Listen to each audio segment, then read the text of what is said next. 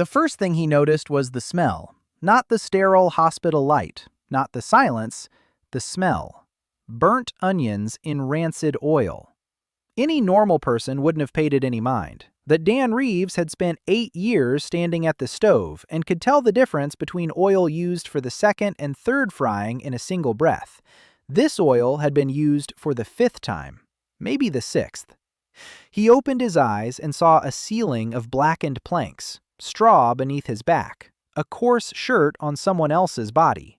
His hands were thin and dirty with gnawed-down nails. Not his hands, but the fingers were long, a worker's hands. He sat up and the world swam before his eyes. His head felt light. His body felt light, a hungry body. Next to him, on a straw mattress, a boy of about 14 with frightened eyes. He rattled off that tomorrow was the sealing ceremony, and that if peasant came up, it would be better to hang himself right away. Dan wasn't listening. He was listening to the kitchen. Somewhere behind the wall, onions were burning in a large pot. Not just burning, they'd been thrown into cold oil and turned the heat all the way up. The onions were dying. Dan stood up. His legs buckled. He grabbed the wall and steadied himself. The boy asked where he was going. Dan said, "To the kitchen." The boy looked at him as if he were crazy. Dan walked out of the room into a long corridor with a stone floor. A shelter. It was a shelter. 20 bunks in a row.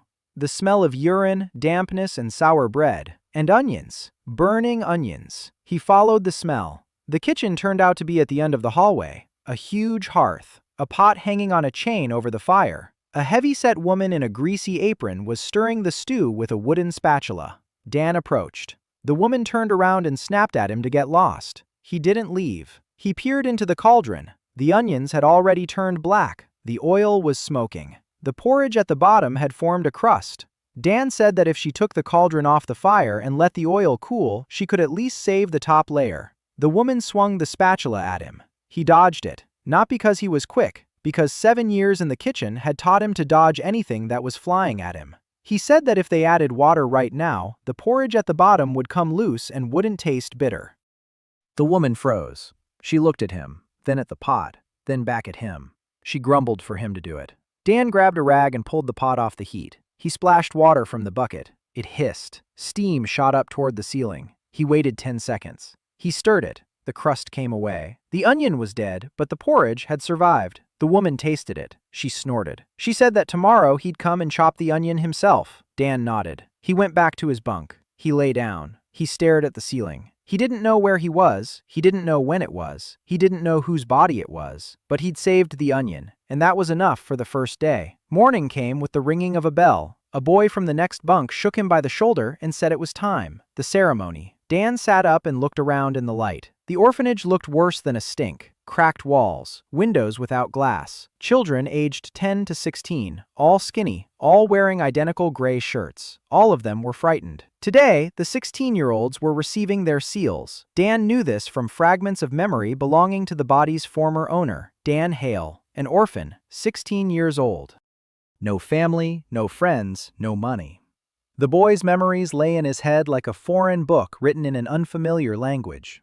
Fragments, images, names without faces. But Dan understood the most important thing. The world is called Askengard. People receive their profession seals at 16. The seal determines everything. A combat seal is life. A gray seal is trash. Monsters crawl out of the fissures. Hunters kill monsters. Everyone else tries not to die. A simple scheme. Easy to understand. Dan stood up and followed the others. The ceremony took place in the central temple of Hestmark, a stone building with a tall spire and stained glass windows, half of which were broken and boarded up. A border town. Poor, sandwiched between 3 fissures. No one came here of their own free will. They just ended up here. Inside the temple stood a crowd. 16-year-old orphans from the orphanage, children of merchants and artisans.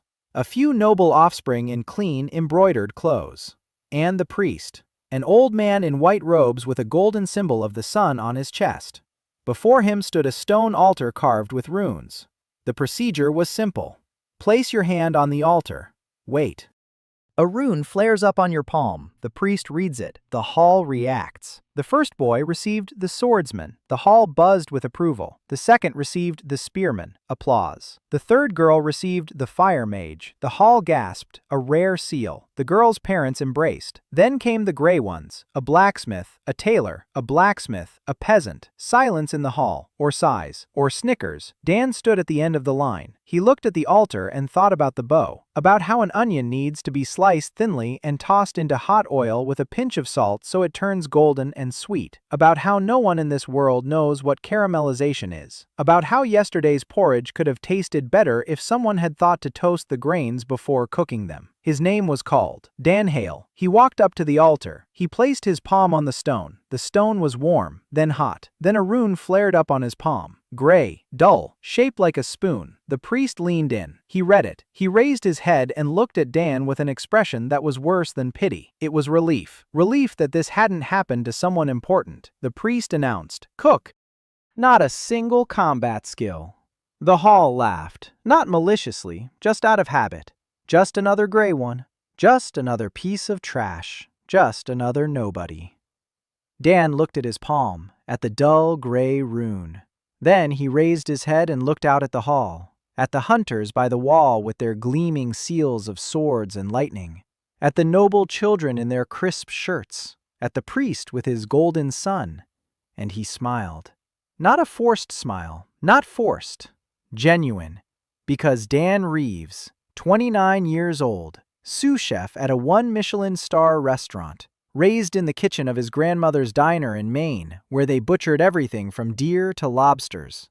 8 years behind the stove, thousands of dishes, hundreds of techniques, and he had just received the chef's seal in a world where no one knows how to cook. The audience laughed. Dan smiled. They didn't understand. He did. After the ceremony, the orphans with their gray seals lined up in the temple courtyard. An official from the city council arrived. He read out the assignments. Blacksmiths were sent to the blacksmiths, tailors to the tailors. The cooks were sent to the garrison barracks as kitchen staff, to clean the cauldrons, to haul water, to cut whatever they were told to. Dan nodded. The barracks are good. The barracks are the hunters. Hunters are monsters. Monsters are meat. Meat is all he needs.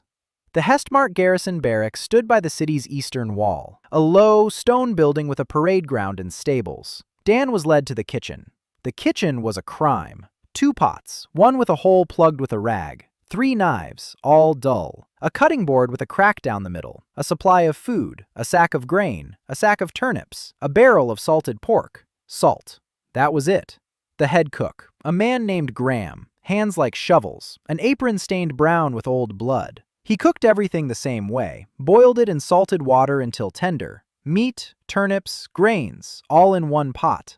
Dan looked at it and said nothing. For the first 3 days, he remained silent. He scrubbed the pots, hauled water, chopped the turnips as instructed, coarsely and unevenly. He watched, he listened, he memorized it all. Who came to eat, how they ate, what they left behind. The hunters ate quickly and without expression, like filling up a car. Food was fuel, not joy, not comfort, not a reward. Fuel. Dan saw this, and something inside him tightened. Not out of anger, out of impatience. On the 3rd day, everything changed. A wagon drove through the barracks gate. A carcass lay on the wagon. Huge, gray-black fur, a snarling maw the size of a barrel, fangs as long as a forearm. The ash wolf. A hunting party had brought back their kill from the rift. The carcass was meant for disposal. By law and tradition, monster meat was burned, poisoned with manna, good only for dogs, so they said. So they'd done for 100 years. Dana, being the youngest, was sent to drag the carcass to the bonfire outside the wall. He grabbed the rope and began to pull. It was heavy. Dana Hale's body was weak, but he kept pulling. He stopped halfway there. He looked at the carcass. He placed his palm on the beast's side. He closed his eyes, and the mark on his palm flared up. Quietly, barely noticeable, but he felt it, as if someone had unfolded a diagram before his eyes. 2 types of muscle fibers, fast and slow. Glands at the base of the tongue. If not removed immediately, they'll make all the meat taste bitter. Subcutaneous fat, dense, slow to melt. Render it separately and slowly.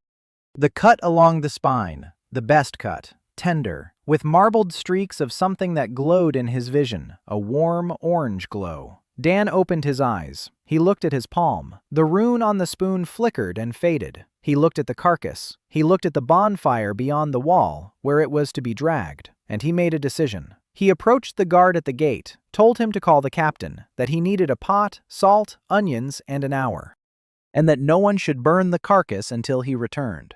The guard laughed. He asked if the boy had gotten too hot under the collar.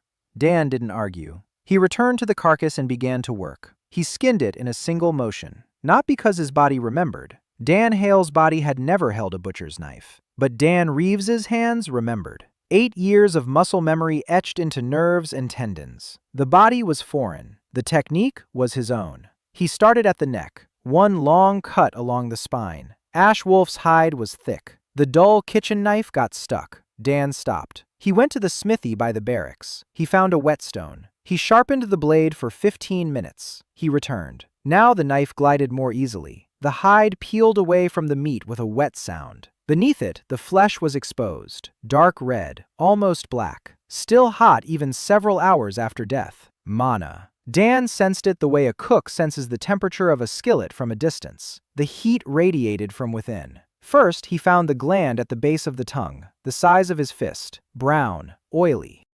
If he'd started cooking without removing it, the entire piece of meat would have been saturated with a bitterness that no spice could mask.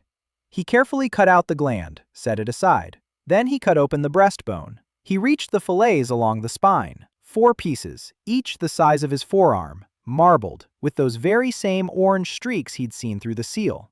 He cut them out, set them aside on a clean rag. Then he trimmed the subcutaneous fat from the flanks, a lot of it, white with a grayish tinge, thick. The locals would have thrown it away without a second thought. Dan knew this fat would be the base. The guard was still standing by the gate, watching with a smirk. A second guard approached him. They were talking among themselves. The kid in the kitchen is butchering a wolf. He's completely lost his mind. The meat's poisoned. Everyone knows it. Dan didn't listen. He kept working. He cut the fat into small cubes. He tossed them into the cauldron standing by the barracks kitchen. He stoked the fire, a slow fire. The fat began to melt. Dan stirred with a wooden spatula and monitored the temperature. If it's too fast, the fat will burn. It would turn rancid. Too slow, and it wouldn't render completely. He found his rhythm. The fat turned transparent with a slight silvery sheen. It smelled of smoke and something piney. Mana. She smelled of pine needles. Dan remembered. Then the onions. The very same onions he'd saved on the first day. The cook at the shelter had left him a bunch as a thank you for the advice on the porridge. 4 onions. Small, tough, but onions nonetheless. He sliced them thinly, into half rings, tossed them into the melted wolf fat. It sizzled. The smell filled the kitchen, the courtyard, throughout the barracks. The guards stopped smirking. One of them swallowed hard.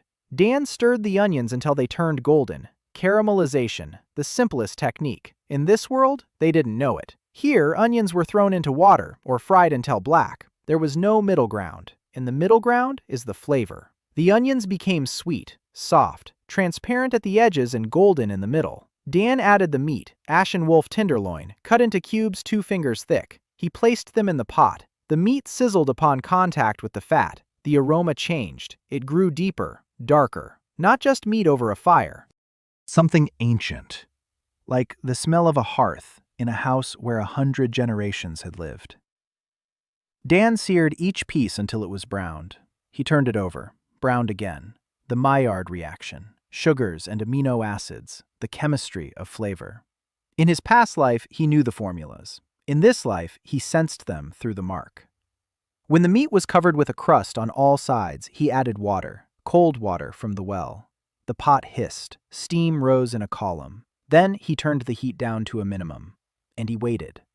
A stew doesn't tolerate haste. An hour, at least. Better yet, an hour and a half. He found some wild thyme by the barracks wall, plucked it, rubbed it between his fingers, tossed it into the pot. He found a root that the locals considered a weed, sniffed it, tasted it with the tip of his tongue. Slightly bitter, with a peppery aftertaste. It'll do. He grated it on a stone, added a pinch, stirred it, tasted it. Too soon. The meat was still tough. Time to wait. He sat down on an upside-down bucket and waited. Graham approached him, the barracks head cook.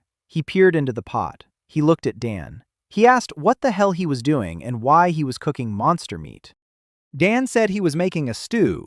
Graham said monster meat is poisonous. Dan said no. Graham said everyone knows it's poisonous. Dan said everyone's wrong. Graham stood there for another minute. Then he came back half an hour later, then again 20 minutes after that. The smell wouldn't let up. The stew was simmering. The meat was tenderizing. The fibers were breaking apart. The fat and broth were merging into something thick and dark and impossibly aromatic. Dan tasted it. Almost. 10 more minutes. He waited, took it off the heat, stirred it one last time, tasted it, and closed his eyes for a second. The flavor, deep, meaty, with a slight sweetness from the onions and a bitter aftertaste of that root. And something else, something that hadn't been in a single dish from his past life. Mana. It was in the meat, in the fat, in the broth. And now it was in the flavor, not as an additive, as the foundation, as if this wolf's meat was always meant to be cooked exactly this way, as if it had been waiting for the cook. The mark on his palm glowed, quietly, warmly. At that moment, the captain of the Silver Fang squad was walking across the courtyard. Aiden Castleford, tall, broad-shouldered, blonde hair tied back in a ponytail, a scar across his left eyebrow. The swordsman's mark on his right hand glowed with a steady, steely light. He was heading to the barracks after training, drenched in sweat, tired, and the smell stopped him in his tracks. He turned his head. He saw the young cook sitting by the cauldron on an upside-down bucket. He walked over. He asked what it was. Dan said it was ash wolf stew. Aiden said they didn't eat monster meat. Dan silently handed him a wooden spoon. Aiden looked at the spoon, at the cauldron, at the boy. He took the spoon, scooped some up. He tasted it. He froze. His eyes widened. His jaw stopped halfway down. He stood like that for 3 seconds. Then he started chewing, slowly, then faster. He swallowed. He looked at the spoon. He looked at Dan. He picked up the bowl standing nearby. He scooped up a full spoonful. He ate standing up, silently, without stopping. He finished, set the bowl down, licked the spoon, looked at Dan with a long, lingering gaze, said it was the best thing he'd ever eaten in his life. Then he turned and walked away. Dan watched him go. He put away the pot, washed the dishes, lay down on his bunk in the corner of the barracks kitchen, fell asleep. In the morning, a loud crash woke him up. Aiden Castleford was standing over him, in full combat gear. Behind him loomed the lieutenant, looking sour. Aiden said that during morning training he'd run the shuttle run 20 seconds faster than usual, that his reflexes had sharpened, that he'd almost outrun his own lieutenant, someone he hadn't been able to outrun for 3 years. He asked Dan what he'd put in the stew. Dan sat down on his bunk. He rubbed his eyes. He looked at the captain and said one word. Listen up. Aiden didn't get it. No one would have. But Dan already knew. The mark had shown him the meat. He'd cooked the meat right. The properly cooked monster meat had passed its properties on to the eater. The ash wolf. Speed, endurance, mild resistance to heat. The captain got all of that from a single bowl of stew and didn't understand where it came from. Dan understood, and he understood something else as well. He had just imbued one man with power, and he had to decide whom he would empower next. Dan butchered the ash wolf's carcass using knowledge from his past life and clues from the seal. He prepared a stew in rendered wolf fat with onions and wild thyme. Captain Aiden tasted the dish and the next morning discovered he had become faster and more resilient. Dan realized that properly prepared monster meat transfers the beast's properties to the eater. Aiden hadn't left. He stood over Dan's cot, waiting for an answer that would be longer than a single word. Dan looked up at him. The captain was serious, not angry, not frightened. Serious like a man who had witnessed something impossible and was trying to make sense of it. Dan said that monster meat wasn't poisonous, that it had simply never been cooked properly, that if cooked the right way, the meat would grant the beast's strength to whoever ate it. Aiden was silent. Then he asked how an orphan boy with the chef's seal knew such things. Dan said his grandmother had taught him. It was true. It was just that his grandmother lived in another world. Aiden stared at him for another half a minute. Then he said one thing, that Dan shouldn't tell anyone about this. No one, not until he figured it out. And then he left. Dan remained sitting on the cot. He thought, in his past life, he had been a sous chef, not the owner.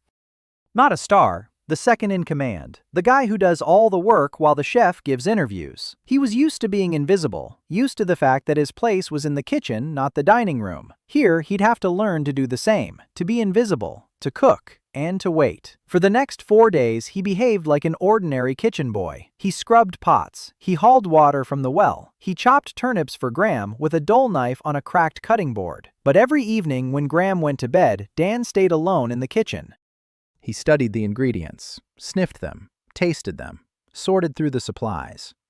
The turnips in Askengard were different, firmer, with a slight nutty aftertaste. Grains of a cereal he didn't recognize, small, golden.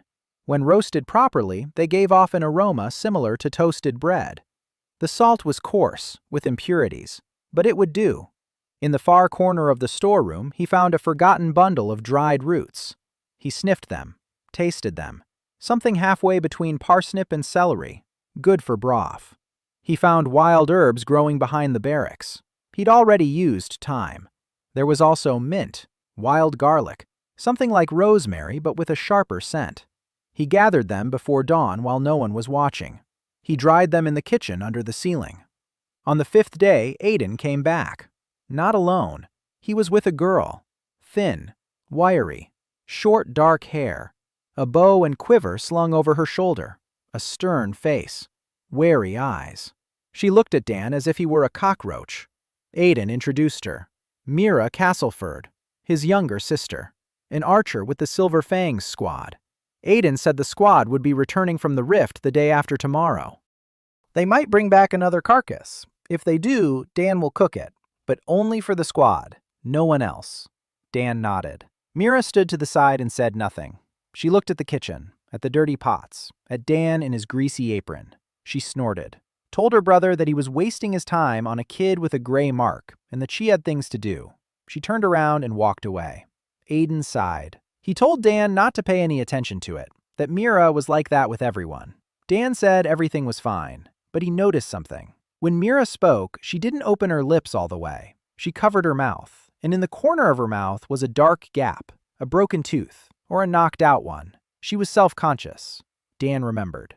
2 days later, the squad returned. 5 of them, Aiden in the lead. Behind him, the lieutenant, a swordsman named Halbrand. Tall, lean, a face like it was carved from stone, evil eyes, a burn scar on his right forearm. Behind him was the mage, a short guy with the seal of ice on his left hand, Rain.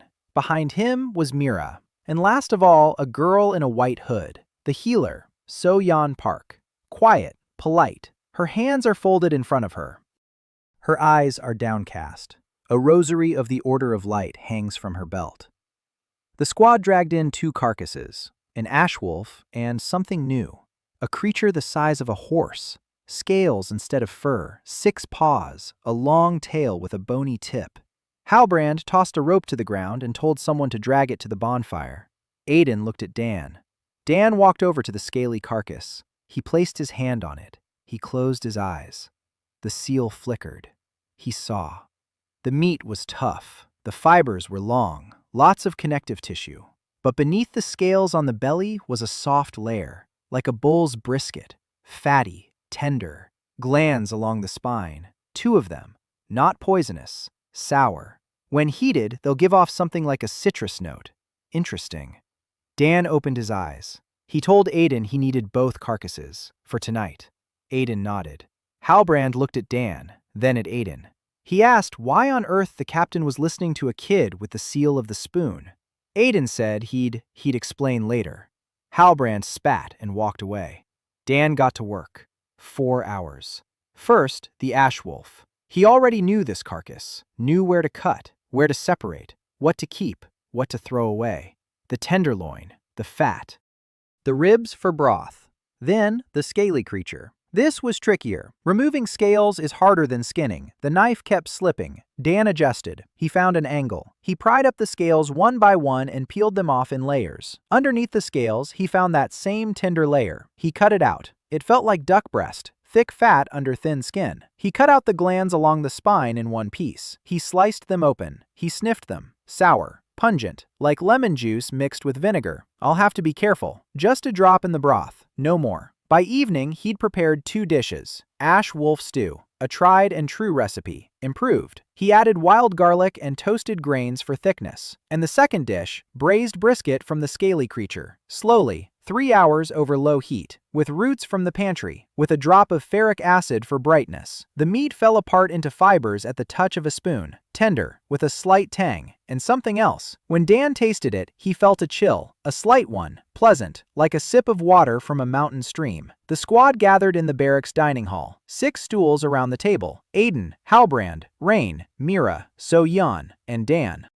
Halbrand saw the bowls and asked what kind of junk it was. Aiden said, "Eat it." Halbrand said he wouldn't eat monster meat. Aiden repeated, "Eat it," in a tone that made Halbrand fall silent. So-yeon folded her hands in prayer before eating. She looked into her bowl. She asked quietly if it was meat from the rift. Dan said yes. So-yeon fell silent. According to the rules of the Order of Light, monster meat was impure. She had been taught that it carried the taint of the abyss, but Aiden was eating. And she saw that he wasn't eating as he usually did, not quickly and indifferently. He was eating slowly, with an expression she'd only ever seen on people's faces during prayer. She picked up a spoon, she tasted it, and she froze. The stew was hot and thick, and the meat melted on her tongue. The onions were sweet, and the broth was dark and rich, and not a trace of bitterness, not a trace of poison, not a trace of corruption. Pure, purer than the water from the temple spring. So-yeon ate in silence. She finished. She set down the bowl. She folded her hands, but she didn't pray. She just sat there with her eyes closed. Rain ate quickly. He finished the stew. He tasted the braised brisket. He froze. He said his fingers were tingling. Dan looked at him. Rain was an ice mage. Cold. A scaly creature lived in the cold caves of the rift. A coincidence of properties. The meat strengthened his connection to the element. Dan took note. Mira ate last. She took a bowl and turned her back to the wall as usual. Quickly, spoon to mouth, chew without parting her lips, swallow. Dan watched her. Then he stood up, went into the kitchen, returned 10 minutes later with a small cup, set it in front of Mira. She looked at it. The cup contained something creamy, smooth, pureed soup. Dan had made it from the leftover broth and ash wolf's liver. He'd strained it through a cloth. He'd blended it until it was smooth, not a single chunk. You could eat it without parting your lips, without chewing. Just drink it. Mira looked at the soup, then at Dan.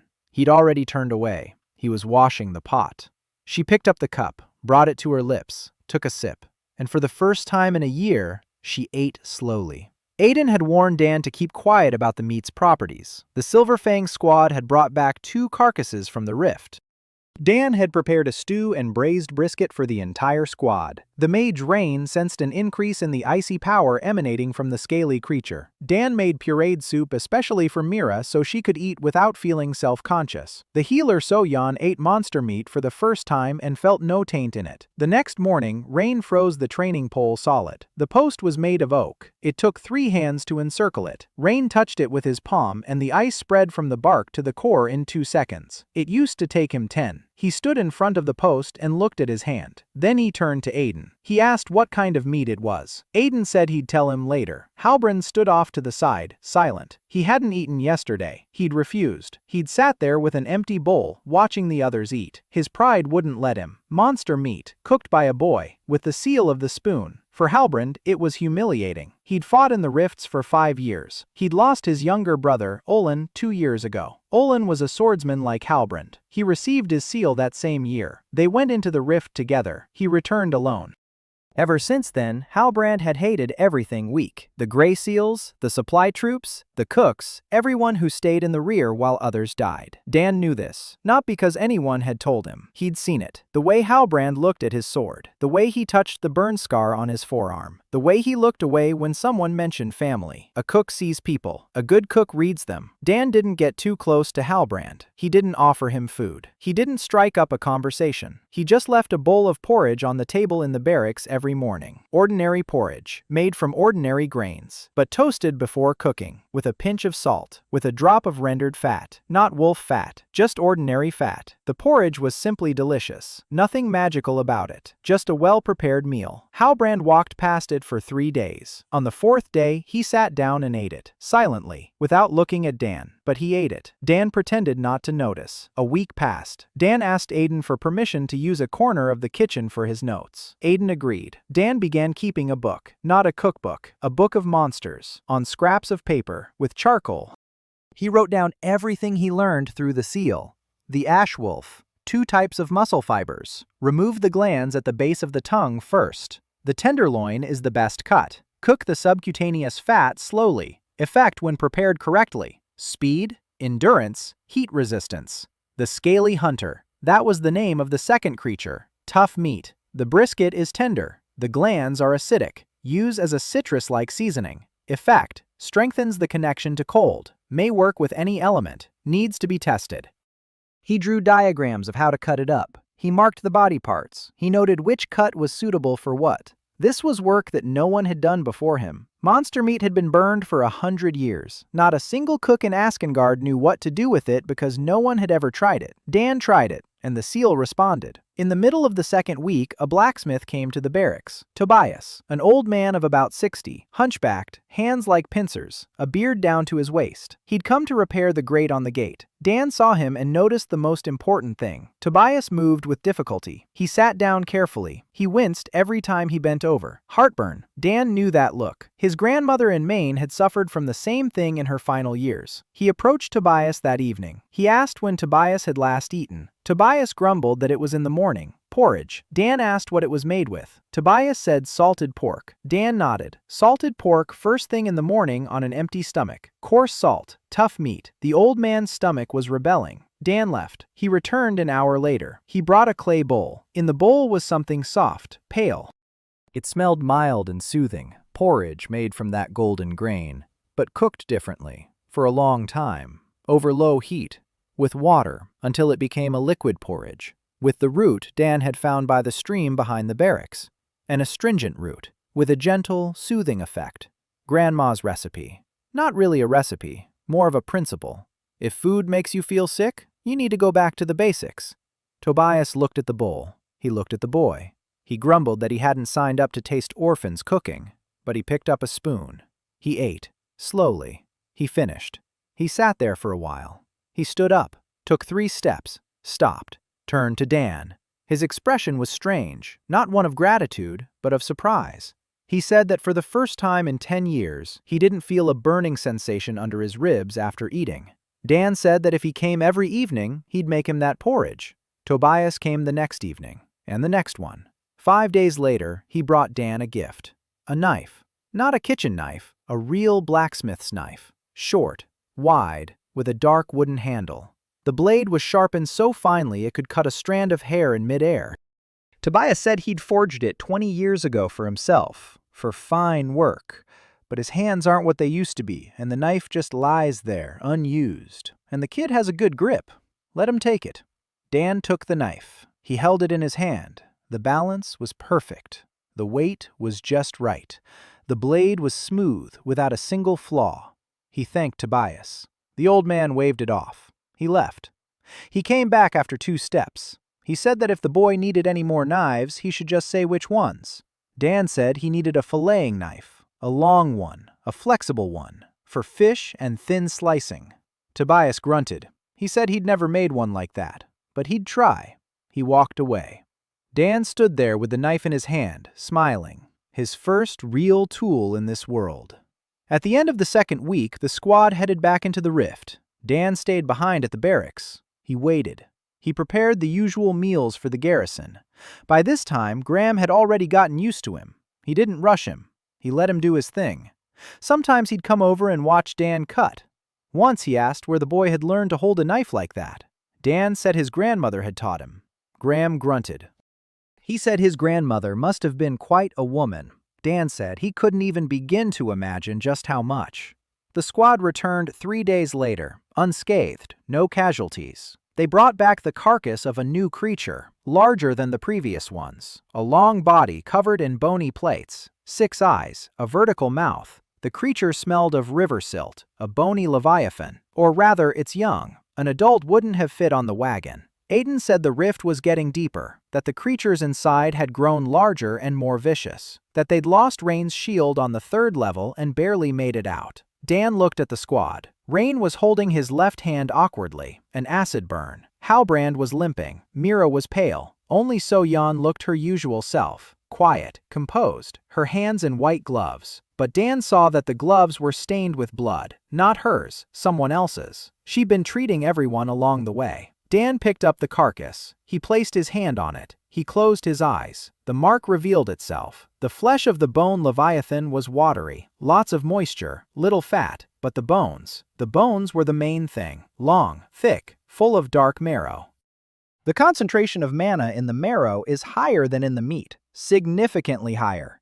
Broth. You have to make broth from these bones, for a long time, 12 hours minimum, like tonkotsu. Like that milky white pork broth he used to make in Portland when the chef let him experiment with ramen on Sundays. He butchered the carcass in 2 hours. He piled the bones into the largest pot, filled it with water, put it on the stove, and waited. 12 hours. Night. Dan didn't sleep. He sat by the pot, stirring, skimming off the scum, keeping an eye on the fire. By morning, the broth had turned white, cloudy, thick. It smelled of a river and stone and something ancient. Dan added the fermented turnip. He sliced it thinly. He tossed it into the broth 10 minutes before it was done. He'd fermented the turnips 5 days earlier, in a clay pot, with salt and water. The simplest kind of fermentation. But in a world where no one knew that word, it was a revelation. The acidity of the fermented turnips cut through the heaviness of the broth. It made it brighter, cleaner. Dan tasted it. The broth glided over his tongue like silk, deep,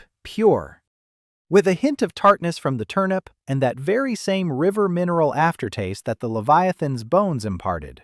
He poured it into bowls, 6 of them, 1 for everyone in the squad, and he took one to Tobias. Tobias drank it without saying a word. He sat for a while. Then he stood up. He walked over to the anvil, and in a single day he forged what he usually took 3 days to forge. The broth from the bone leviathan had a different effect than the stew from the ash wolf. It wasn't speed, not stamina, water. Rain was the first to discover it. A day after drinking the broth, he was standing by the well, washing his hands. The water in the bucket rippled. It rose in a thin ribbon and wrapped itself around his wrist. Rain pulled his hand away. The water fell back into the bucket. He looked at the bucket. He lowered his hand again. The water rose once more. Rain was an ice mage. Ice is frozen water, but he had never been able to control liquid water. He lacked control. He lacked sensitivity. The Leviathan broth gave him what he was missing. A connection to water in any state. Rain ran over to Dan. His eyes were wide. His hands were wet. He spoke quickly and incoherently.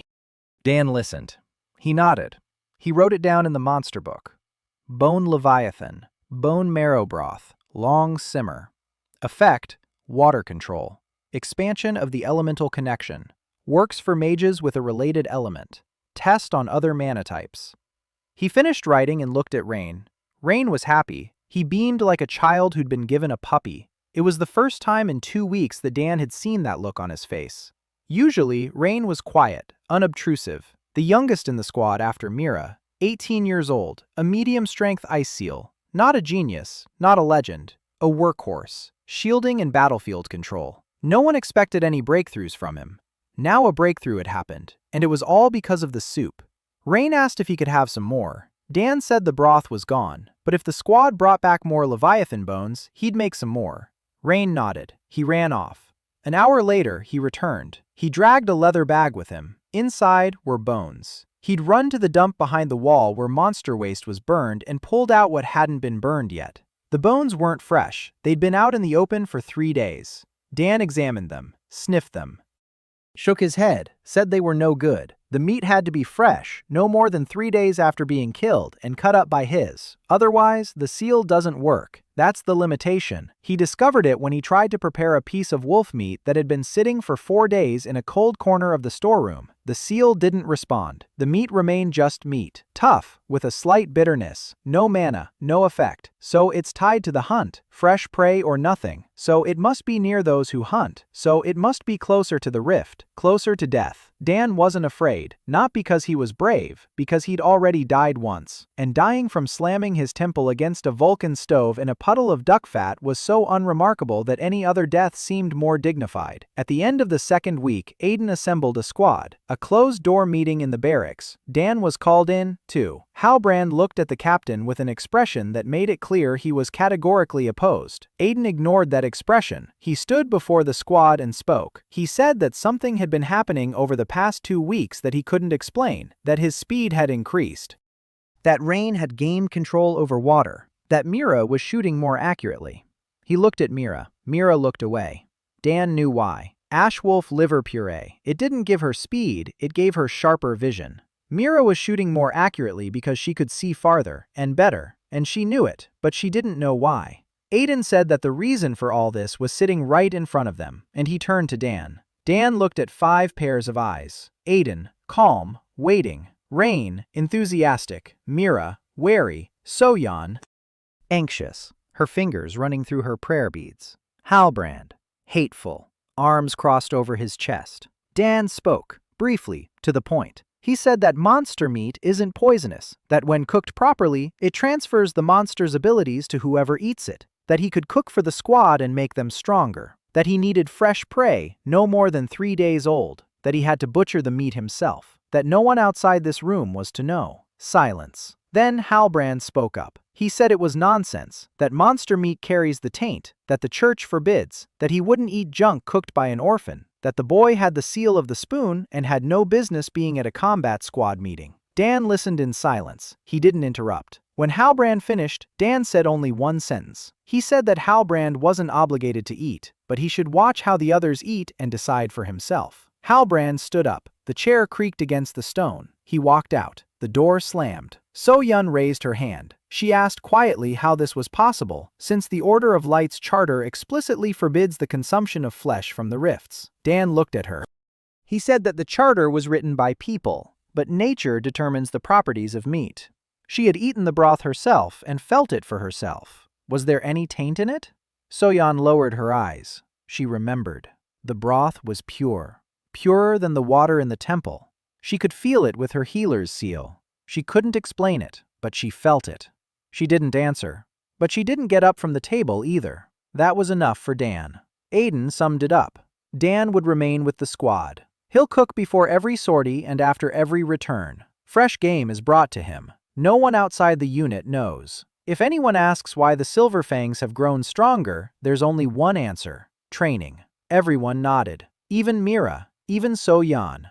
Dan returned to the kitchen. He washed his hands. He picked up Tobias's knife. He held it in his hand to see how it felt, and he set about preparing the evening meal. The usual porridge for the garrison, the usual turnips, the usual salted meat. But he sliced the turnips thinner than Graham did. He sautéed the grains before cooking them. He soaked the salted meat in water for an hour to remove the excess salt. Little things. Nothing magical. But the garrison soldiers started finishing their portions, for the first time in months. Graham noticed. He didn't say anything, but he started coming over to watch Dan work. He was learning, silently, without admitting it to himself. That evening, Dan sat on his bunk and wrote in his monster book. He added notes, questions. What would happen if you mixed the meat of 2 different monsters in one dish? Would the effects combine or conflict? What would happen if one person ate many different kinds? Is there a limit?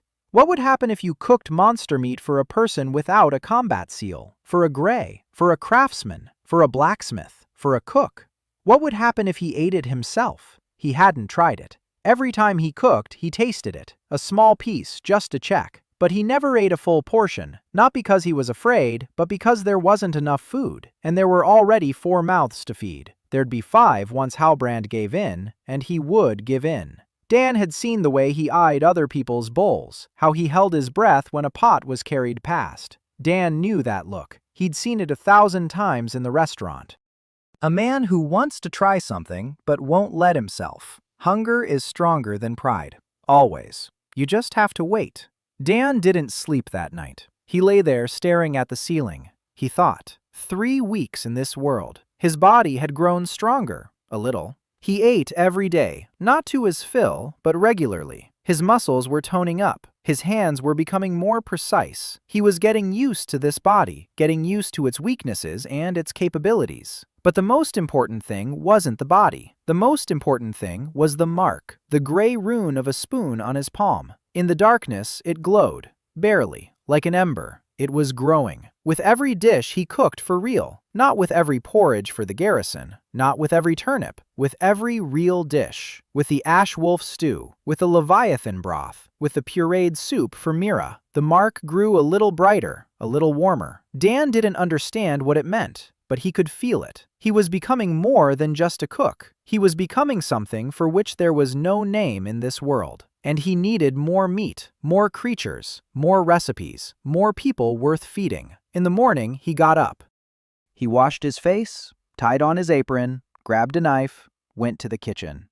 Graham was already there, cutting turnips, crookedly, coarsely, as always. Dan stood beside him, grabbed his cutting board, his turnip, his knife, and began to cut. Thinly, evenly, every piece the same.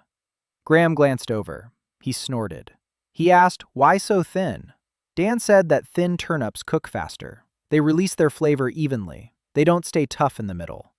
Graham was silent for a moment. Then he started cutting thinner. Not as thin as Dan, but thinner than before. Dan smiled, without showing it, to himself. One knife, one cook, one squad. The foundation had been laid. Rain discovered his ability to control liquid water after the leviathan broth. Dan figured out the limitation of his seal. The meat had to be fresh, no older than 3 days, and cut by his own hands. At a squad meeting, Dan revealed the truth about the properties of monster meat. Halbrand refused to accept it and left, but Dan noticed that he was already starting to give in. Aiden established a rule of secrecy for the squad. Dan's seal slowly grows with every properly prepared dish. Halbrand broke down on the 23rd day. The squad returned from the rift with 3 carcasses, 2 ash wolves, and 1 creature that Aiden called the Iron Scorpion. Its armor was made of something resembling black metal, 6 legs, 2 tails with stingers, the size of a bull. The hunt was grueling. Rain took a tail swipe to the ribs. So-Yeon used up almost all her mana on healing. Mira snapped her bowstring and finished off the last 2 wolves with her knife. Halbrand fought at the front of the group, as always. He covered the others, as always. He suffered a laceration on his thigh from a wolf's fang. So-Yeon patched it up, but he was limping badly. Dan was waiting in the barracks courtyard. He saw the cart. He saw the carcasses. He saw the faces. He ran to the kitchen. 4 hours later, 3 dishes were on the table. A stew made from the ashen wolf's tenderloin. A tried and true recipe, perfected, flawless. He made something new out of the iron scorpion. The meat under the shell turned out to be white, firm, like lobster. Dan's breath caught in his throat when he realized it. Lobster, a sea creature in a shell. The same principles. The meat is tender but quickly becomes rubbery if overheated. You can't cook it for too long. You can't sear it over high heat. A quick sear in rendered fat. 30 seconds on each side. No more. Then let it rest. Then another 15 seconds. Done. He served the scorpion meat with that very acidic juice from the scaly hunter's glands. He had preserved the juice in a clay bottle covered with oil. 2 drops on each piece. The acid brought out the flavor. The meat became vibrant, salty, with a mineral aftertaste like oysters. And the third course, bone broth made from wolf ribs. Not as rich as the leviathan broth, but hot, hearty, with herbs and toasted grains. Restorative, for those who had lost their strength and blood. For Rain with his broken ribs. For So-Yeon with her mana depleted. The squad sat down at the table. 5 bowls. Aiden, Rain, Mira, So-Yeon, and Halbrand's empty stool. Dan placed a 6th bowl in his spot. He poured the broth. He set a spoon next to it. He didn't call anyone over. He didn't say a word. He went to wash the pots. 10 minutes later, he heard the stool creak. He didn't turn around. He kept washing. The sound of a spoon against clay. The silence at the table had changed. It wasn't tense anymore. It was gentle. When Dan finished with the pots and went back into the dining hall, Halbrand's bowl was empty. Licked clean. Halbrand was sitting on the stool, staring at the wall. His face was stony. His eyes were red. He didn't turn toward Dan. He didn't say thank you. He stood up and left. But by morning, his wound had healed faster than it should have, and he ran smoothly during practice, without a limp. Dan made a note in his book. Ash Wolf's bone broth. Effects: accelerated regeneration, heat resistance, general recovery. It works even in minimal amounts. It works even on those who don't want it to. From that day on, Halbrand ate, silently, without looking at Dan. He sat down last. He left first. But he ate, every time, without exception. For Dan, that was enough, for now. At the beginning of the third week, the problem Dan had been waiting for arrived. A monk, a young novice of the Order of Light named Brother Matthias, skinny, nervous, with watery eyes and thin lips. He had been assigned to the garrisons to provide spiritual guidance to the garrison. He usually sat in the chapel and didn't bother anyone, but that evening he was walking past the kitchen. He saw Dan butchering the ash wolf's carcass. He saw the hunters eating the meat. He saw the bowls. He saw the rune on Dan's palm. And he ran to the abbot to report it.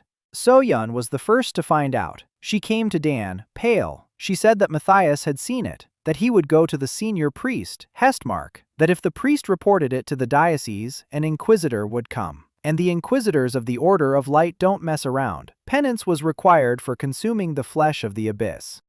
But for preparing and distributing it, the stake. Dan listened. He thought. He asked So-yun where Brother Matthias was now. So-yun said he was most likely in the chapel, writing a denunciation. Dan took off his apron. He washed his hands. He took a small clay pot. He went to the chapel. Matthias was sitting at a table by candlelight. He was writing. He saw Dan and jumped up. His face turned pale. He began to say that the meat of the abyss was heresy and an abomination, and that he had a duty. Dan set the pot in front of him. He opened the lid. Steam rose toward the chapel ceiling. The smell filled the small stone room. Matthias fell silent. The pot contained soup, not made from the monster's meat, just ordinary soup, made from an ordinary chicken that Dan had bought that morning at the market for 3 copper coins. Chicken broth, carrots, turnip, wild garlic, salt, thyme. 6 hours of slow cooking. Grandma's recipe. The very one she used to make when someone in the family was sick or grieving or simply frozen after a winter's day. The soup didn't grant strength. It didn't impart the powers of monsters. It didn't transform the body. It was simply right. Hot. Honest. The kind that warms not your stomach, but your chest. Matthias looked at the soup, at Dan, at the soup. He was young, 20 years old, sent to a border garrison because there was no place for him in the capital's temple. Lonely. Hungry. He lived on bread and water, not out of asceticism, but because the barracks porridge was inedible and he didn't have enough money for the market. Dan saw it. Skinny wrists, dark circles, sharp cheekbones. Hunger. Dan said the soup would get cold. Matthias sat down, picked up a spoon, ate. Slowly. By the time he was halfway through the bowl, his hands had stopped shaking. By the end, his eyes were wet. He set down the spoon. He looked at his report, then at Dan. Dan said he'd come back tomorrow for another bowl. He turned and left. The report never made it to the abbot. Not that day, not the next, nor later. Matthias continued to come to the chapel every evening, and every evening there was a bowl of soup on his table. A week later, he began greeting Dan when they met. 2 weeks later, he was helping carry water to the kitchen. A month later, he had forgotten that he'd once intended to turn someone in. So-yun watched all this in silence. One evening, she went to see Dan in the kitchen. It was late, everyone was asleep. Dan was sharpening his knife. She sat down across from him. She folded her hands. She was silent for a long time. Then she said she didn't understand, that the rules said one thing, that his eyes said another, that she had eaten monster meat and felt no taint, that her healer seal senses taint better than any device, and there was no taint in his food, that she didn't know who to believe. Dan listened. When she fell silent, he stood up. He went to the hearth. He returned 20 minutes later. He set a cup in front of her. Broth. That very one, made from the bones of the bone leviathan, the last portion. He'd been saving it for himself. He gave it to her. So-yeon took the cup. She took a sip. She closed her eyes. She sat like that for a long time. When she opened her eyes, they were different, not anxious, clear. She said it was the purest thing she had ever felt in her life. Purer than the holy water in the capital's main temple. Purer than a prayer at dawn. She didn't understand how it was possible, but she couldn't deny it. Dan said she didn't have to choose between the charter and the truth. That the truth doesn't negate faith, it simply expands it. So-yeon stood up. She bowed, she left. That night, for the first time, she prayed outside the canon, in her own words, quietly, on her own bunk, clutching her rosary to her chest. She wasn't asking for forgiveness. She was asking for understanding.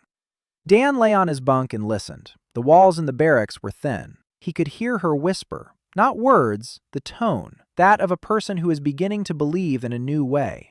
Dan knew that sound. He'd heard it in his past life when his grandmother sang psalms over a pot of broth and said that God lives not in the church, but in the kitchen, because the kitchen is a place where one person cares for another unconditionally and without reason. Halbrand ate Dan's dish for the first time and discovered accelerated regeneration. Novice Mattias saw the hunters eating monster meat and was about to report it, but Dan disarmed him with a simple chicken soup. So-yeon went through a crisis of faith. Contrary to the teachings of the Order of Light, the monster meat contained no taint. For the first time, she prayed in her own words rather than following the canon. By the end of the first month, the Silverfangs had become a different squad. Not gradually, all at once. During joint training exercises with the garrison, the four of them completed an obstacle course that usually required 8 people. Rain froze the entire training wall solid. During sparring, Aiden took down 3 garrison swordsmen in a row without breaking a sweat. Mira hit a coin tossed into the air from 100 paces away with an arrow. Halbrand shattered a wooden shield with a single blow. The shield was made of oak, 3 fingers thick. The garrison commander, Colonel Harvin, summoned Aiden to his office. He asked what was going on, why a 5-man squad was suddenly performing like an elite unit. Aiden said it was training. Harvin didn't believe him, but he had no proof. And the Silverfangs were Hessmark's only combat unit. It would be foolish to fall out with them. Harvin let Aiden go with a warning, that he'd be keeping an eye on him. Aiden told Dan. Dan nodded. Attention is bad. They needed to be more careful. He started preparing monster meat only at night, when the garrison was asleep. The squad ate in a far corner of the barracks behind a closed door. During the day, Dan was just an ordinary kitchen boy. Quiet, inconspicuous. He chopped turnips for Graham, carried water, scrubbed pots. At night, he was a different person. At night, he stood over the cauldron by the light of a single candle and transformed the monster's flesh into power. Tobias brought him a second knife, a filleting knife, long, flexible, just as he'd asked. Dan tried it out, ran it along a piece of meat. The blade glided through like butter. He looked at Tobias. Tobias looked away, mumbled that he just had nothing else to do. Dan knew the old man had been forging that knife for 5 days, getting up before dawn, worked after sunset, for the young cook who fed him porridge every evening, the kind that didn't upset his stomach. Dan said he needed another one, a cleaver, for bones, a heavy one, with a wide blade. Tobias said it would be ready in a week. He left. He returned 4 days later, with the cleaver and with a cutting board made of solid oak that Dan hadn't asked for. Tobias said the board was just a bonus. Dan placed the board on the table, even, smooth, not a single crack. He ran his hand over it. The wood was warm, alive. For the first time in this world, he had a real work surface. 3 knives, a cutting board, a pot, a fire. The kitchen was starting to feel like a kitchen. In the middle of the month, the rift north of Hestmark widened. Commandant Harvin received a report. Creatures they'd never seen before were beginning to emerge from the rift. Larger, more aggressive. Patrols were going missing. Villages on the outskirts were locking their gates at nightfall. Harvin ordered the Silverfangs to conduct a reconnaissance mission. Aiden nodded. An order is an order. He came to Dan that evening. He said they were leaving for 5 days. A deep raid. Dangerous. He asked if Dan could prepare something they could take with them. Dan thought it over. His food worked best when fresh, hot, straight off the fire. But 5 days in the field meant 5 days without a kitchen. He thought about it all night. In the morning, he went to Aiden with a decision. Dried meat, ash wolf, thin strips, cured in salt and herbs, hung over the smoke from juniper branches for 12 hours. Not dried to a crisp like the locals did, but cured properly, retaining moisture inside, with the aroma of smoke and herbs. The effect would be weaker than from a hot meal. We'd bit weaker. But it'll work. Dan checked. He tried it himself. A small piece. The mark on his palm flickered faintly. He felt a slight warmth in his muscles, a surge of strength. Small, but noticeable. So it works. He sliced the meat into thin strips. He salted it, coated it in a mixture of dried thyme and wild garlic, hung it over smoldering coals with juniper. He smoked it for 12 hours, took it down, tried it. Tender, fragrant, with a smoky aftertaste and that very same piney note of manna that made the ash wolf's meat so special. He wrapped the strips in oiled cloth, 10 pieces for each of them, enough for 5 days. In the morning, the squad lined up in the courtyard, full combat formation, Aiden in front, Halbrand on his right, Rain on his left, Mira slightly behind with a bow on her back, So-Yun bringing up the rear.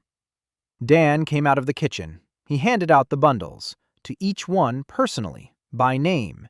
He told Aiden to eat the top strips in the morning and the bottom ones in the evening, because the bottom ones have more salt and the body needs it more in the evening. He told Rain to chew slowly, because meat swallowed quickly provides less nourishment. He didn't say anything to Mira. He just handed her the bundle and nodded. She nodded back, for the first time, without looking away. He told Halbrand that his bundle contained 3 strips from a scorpion. They'd help with the pain in his hip if the wound reopened. Halbrand took the bundle, silently. He looked at Dan, for a long time. Then he nodded, once, briefly, and he turned toward the gate. So-Yun was the last to stop in front of Dan. She quietly asked if there was anything from the leviathan in the meat. Dan said no, just ash wolf and a little scorpion, but he'd set something aside just for her. A small bundle, not meat inside, little balls, made of roasted grains mixed with wolf fat, honey, and dried mint. Energy, pure, no meat. For a healer whose code forbids the flesh of monsters, or who isn't quite ready to break that rule completely. So-Yun took the bundle. She looked at Dan. For the first time, she smiled. Quietly, barely noticeable, but she smiled. The squad left. The gates closed. Dan stood alone in the courtyard. 5 days. He returned to the kitchen. He scrubbed the cauldrons. He chopped turnips. He fed the garrison. He fed Tobias. He fed Matthias. He waited. On the 3rd day, a caravan arrived. From the capital, 20 carts loaded with supplies and recruits. Among the recruits were new hunters for the garrison, young men, with gleaming seals and empty eyes, not battle-hardened. An official from the capital arrived with the caravan, a middle-aged man in an expensive cloak embroidered with the House of Wallenberg crest, a trade inspector. He walked around the barracks, inspected the storerooms. Spoke with Harvin, then he went into the kitchen. He saw Dan. He didn't pay him any mind. A kid with a gray seal. Who was he anyway? But he sniffed the air, frowned, asked Graham what that smell was. Graham said the kid cook was messing around with some herbs. The inspector looked at Dan again, more intently. Then he left. Dan remembered his face. Wallenberg, the trading house. He'd read that name in Aiden's notes. One of the most powerful houses in the kingdom. They controlled the trade in monster materials. Hides, bones, scales, everything except meat. Meat was trash. If they found out that meat wasn't trash, Dan didn't want to think about it. On the 5th day, the squad returned. Everyone was alive. Everyone was unharmed. Rain had a cut above her eyebrow. Mira had a burn on her left forearm, but everyone was on their feet. Aiden was the first to walk into the kitchen. He placed an empty package of jerky on the table. He looked at Dan. He said 2 words. "It works." Then he added something else, that on the 2nd day of the raid, Halbrand had given one of his strips of meat to Mira when she burned herself, his own portion, without saying a word. He just put it in front of her and walked away. Dan listened. He nodded. Something warm inside him. Not the seal, not manna, just warmth. Human warmth. Halbrand, who had hated him 3 weeks ago, had given up his own food to help someone else. Food does strange things to people. Dan had always known that. Now he knew it even better. The Silver Fangs showed an abnormal increase in strength during training and caught the attention of Commandant Harvin. Dan moved the preparation of monster meat to nighttime for secrecy. Tobias forged him a fillet knife and a cleaver with a cutting board. Before the 5-day raid, Dan prepared jerky. The method is less effective but still works. Halbrand gave his portion of dried meat to the wounded Mira. A trade inspector from the House of Wallenberg arrived with a caravan from the capital. The second month passed. Dan cooked every day, for the detachment at night and for the garrison during the day. He slept 4 hours a night. He was losing weight, but the mark on his palm glowed more steadily and brightly. He could feel it growing, how his hands were becoming more precise, how the knife obeyed him not just well, but perfectly, as if the blade had become an extension of his fingers. He began to notice things he hadn't seen before. Raw meat told him a story, not through the mark, through his eyes, nose, and fingers. Color, texture, smell, elasticity. He could determine a monster's age by the color of its muscle fibers. He could tell what the creature had been feeding on by the smell of its fat. He could tell if the beast was healthy by the density of its tendons. Tasting had become a form of diagnosis. A small piece of raw meat on his tongue, and Dan could see everything. Which part was where, what to remove, what to keep, what temperature was needed, which method, boil, fry, braise, smoke. Each monster was a separate puzzle, and Dan solved them one by one. The Book of Monsters was already 20 pages long. The ash wolf, the scaly hunter, the bone leviathan, the iron scorpion, and 4 new species that the squad had brought back over the past 3 weeks. The shadow boar. The meat is dark, almost black, tough.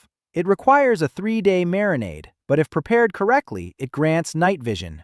Halbrand ate it, and on the next night patrol could see in the dark as clearly as in daylight. Acid griffin. A winged creature with a wingspan of 4 meters. The meat is poisonous, everything except the breast. When smoked for a long time over oak coals, the breast gave the body a feeling of lightness. After eating it, Rain moved faster. Not like after the ash wolf, different, as if the air had grown thicker and was holding him up. The swamp crab, an armored creature from the flooded lower levels of the rift. Its meat is white, slightly sweet, similar to the Kamchatka crab from his past life. Dan steamed it. He wrapped it in wild burdock leaves and placed it on a rack over boiling herbal broth. 20 minutes, no more. The effect, resistance to poison and acid. Soyeon ate and, for the first time in 2 months, didn't cough. The acidic fumes in the rift were corroding the healer's lungs because they stood behind the fighters and breathed in the fumes longer than the others. The crab meat solved that problem. And the last one, the stone tick, small, about the size of a dog, hard shell, almost nothing edible, but inside, at the center of its body, Dan found an organ the size of a fist, dense, pulsating, filled with pure mana. He didn't cook it, not right away. He pondered it for 3 days, tasted it on his tongue. The seal indicated something strange. This organ wasn't food. It was an ingredient, a catalyst. Added to another dish, it doubled the effect. Dan added it to an ash wolf stew, grated, finely, 1/4 teaspoon per serving. Aiden ate it, and the next day at training, he snapped his training sword in half by slamming it against the post. The sword was made of steel. Aiden looked at the shard, then at his hand. Then he went to Dan and said this was going too far. Dan made a note in his book. Stone tick, mana organ, use as a booster. Dosage is critical, 1/4 teaspoon per serving, maximum. Any more is dangerous. He needed to test the limits. He didn't want to test it on people, so he toasted it on himself. He added half a teaspoon to a serving of porridge with wolf fat. He ate it. An hour later, he was shaking. Fever, sweat. His hands were trembling. His heart was pounding. A backlash. Too much mana for a body without a battle seal. Or too much mana, period. He lay there until morning. By dawn, it had subsided. But the lesson was learned. More isn't always better. Balance. Just like in any dish. Salt, acid, fat, heat. Mana. Everything must be exactly as much as needed. Not a gram more. At the end of the second month, what Dan had both been waiting for and fearing at the same time happened. Halbrand came to see him. In the evening, after dinner, when everyone had left, he stood in the kitchen doorway. He was silent. Dan was washing the dishes. He didn't rush. He waited. Halbrand spoke, slowly, as if every word were a physical struggle for him. He said that his brother Olin had died 2 years ago in the rift, that the 2 of them had gone in together, that Olin had been covering his back, that the creature had struck from behind, that Halbrand had turned around too late, that Olin had been lying on the rocks, looking at him and smiling because Halbrand was alive, and then he'd stopped looking. Dan listened. He didn't interrupt. He didn't say everything would be all right. He didn't say he understood. He just listened. When Halbrand fell silent, Dan wiped his hands. He walked over to the table. He pulled a small object from under a rag. He placed it in front of Halbrand. A knife, not a kitchen knife. Olin's combat knife. Halbrand flinched. Dan explained. He'd found the knife 3 days ago, in a trunk full of belongings that had been sitting in the corner of the barracks, covered in dust. Olin's belongings. No one had taken them. No one wanted them. Halbrand stared at the knife, at the blade with a chip in it, at the handle wrapped in worn leather, at the initials OK on the guard. Olin Castleford. He wasn't a birth Castleford. He was adopted. Aidan and Mira had taken him into the squad as the youngest, like a brother. Halbrand picked up the knife, clenched it in his hand. His knuckles turned white. He stood there for a long time. Then he put the knife back on the table, in front of Dan. He said one sentence. Use this to cut things up. He would have approved. He turned and walked away. Dan stood in the empty kitchen, holding the knife. The fourth knife. Not from the blacksmith, from a man who used to hate him, and no longer does. He set the knife down next to the others. He ran his finger along the blade. A notch at the tip. A battle notch. Not a kitchen one. But he would use it to cut, because some knives aren't meant for cutting, but for remembering. The third month began with rain. It poured in Hestmark for 3 days straight.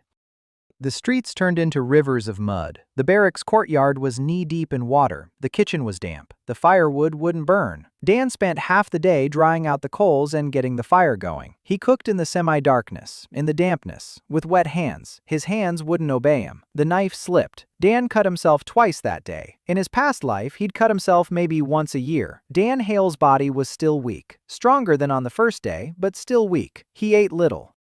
He gave up almost everything.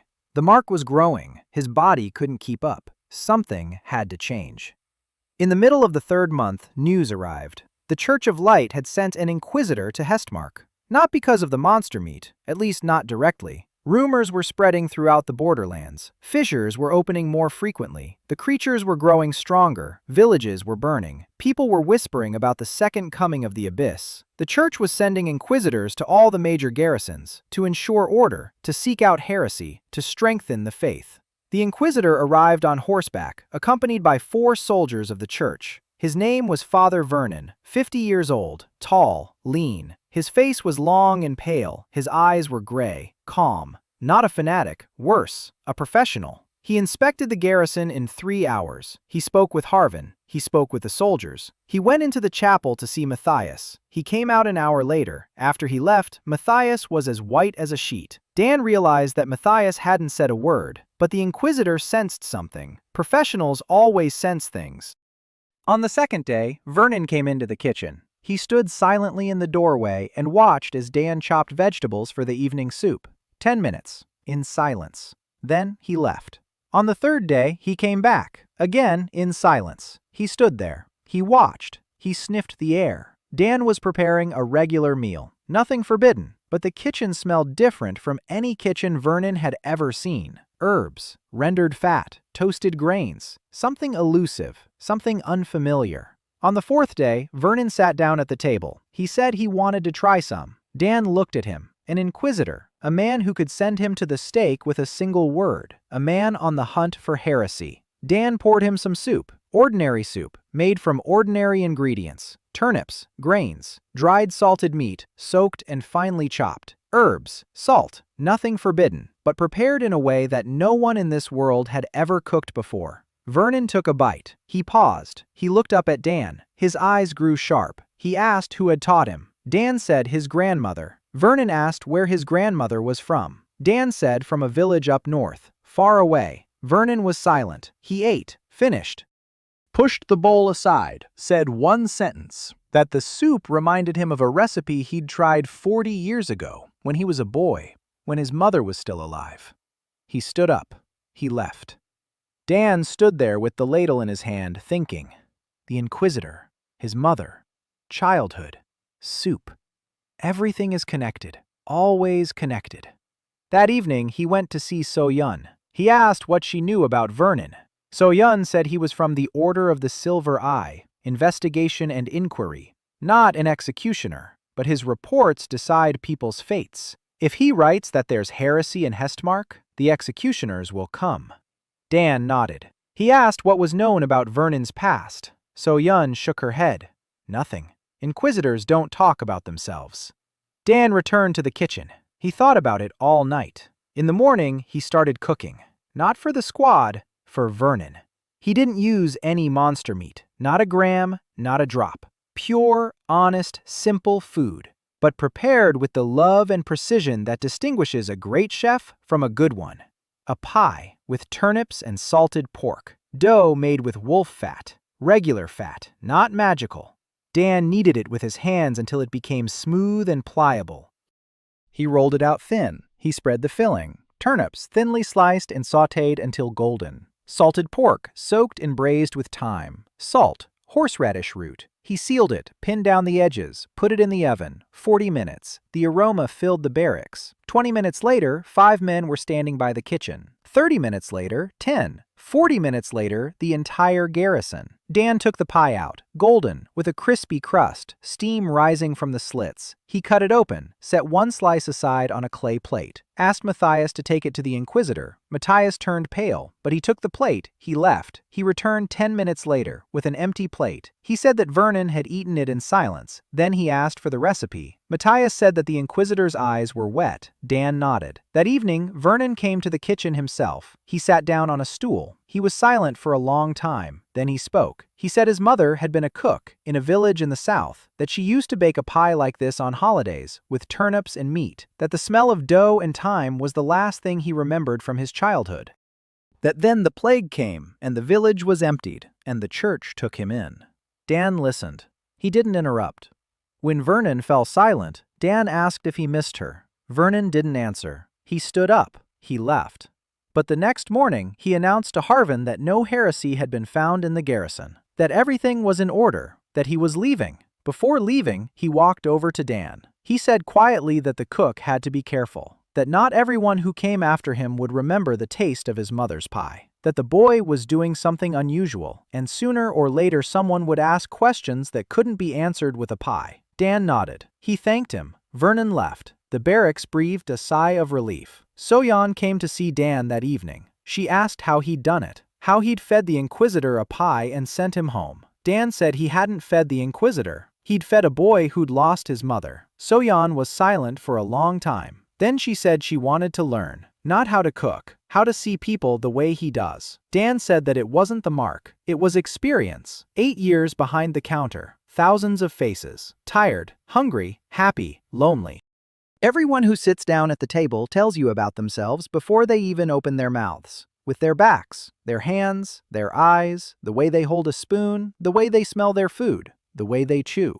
So-yeon asked what she had revealed about herself. Dan paused. Then he said that she always eats with her eyes closed, that it means taste is more important to her than appearance, that she's afraid to see what she's eating because she's afraid it might turn out to be wrong, that her whole life has been spent caught between what she feels and what she's told to feel. So-yeon stood up, quickly. Her eyes were shining. She said it was time for her to pray. She left. Dan washed the plate he'd eaten the pie from. He tidied up the kitchen. He lay down on his cot. He closed his eyes. The seal glowed in the palm of his hand in the darkness, warm, alive. 3 months. 5 people at the table. 1 blacksmith, 1 monk, 1 inquisitor, 3 knives, 1 cutting board, and a 20-page book of monsters. The beginning. Inquisitor Vernon of the Order of the Silver Eye arrived in Hessmark. He had been watching Dan's kitchen for 4 days and suspected something was amiss. Dan baked a turnip and salted pork pie that reminded Vernon of his childhood and his late mother.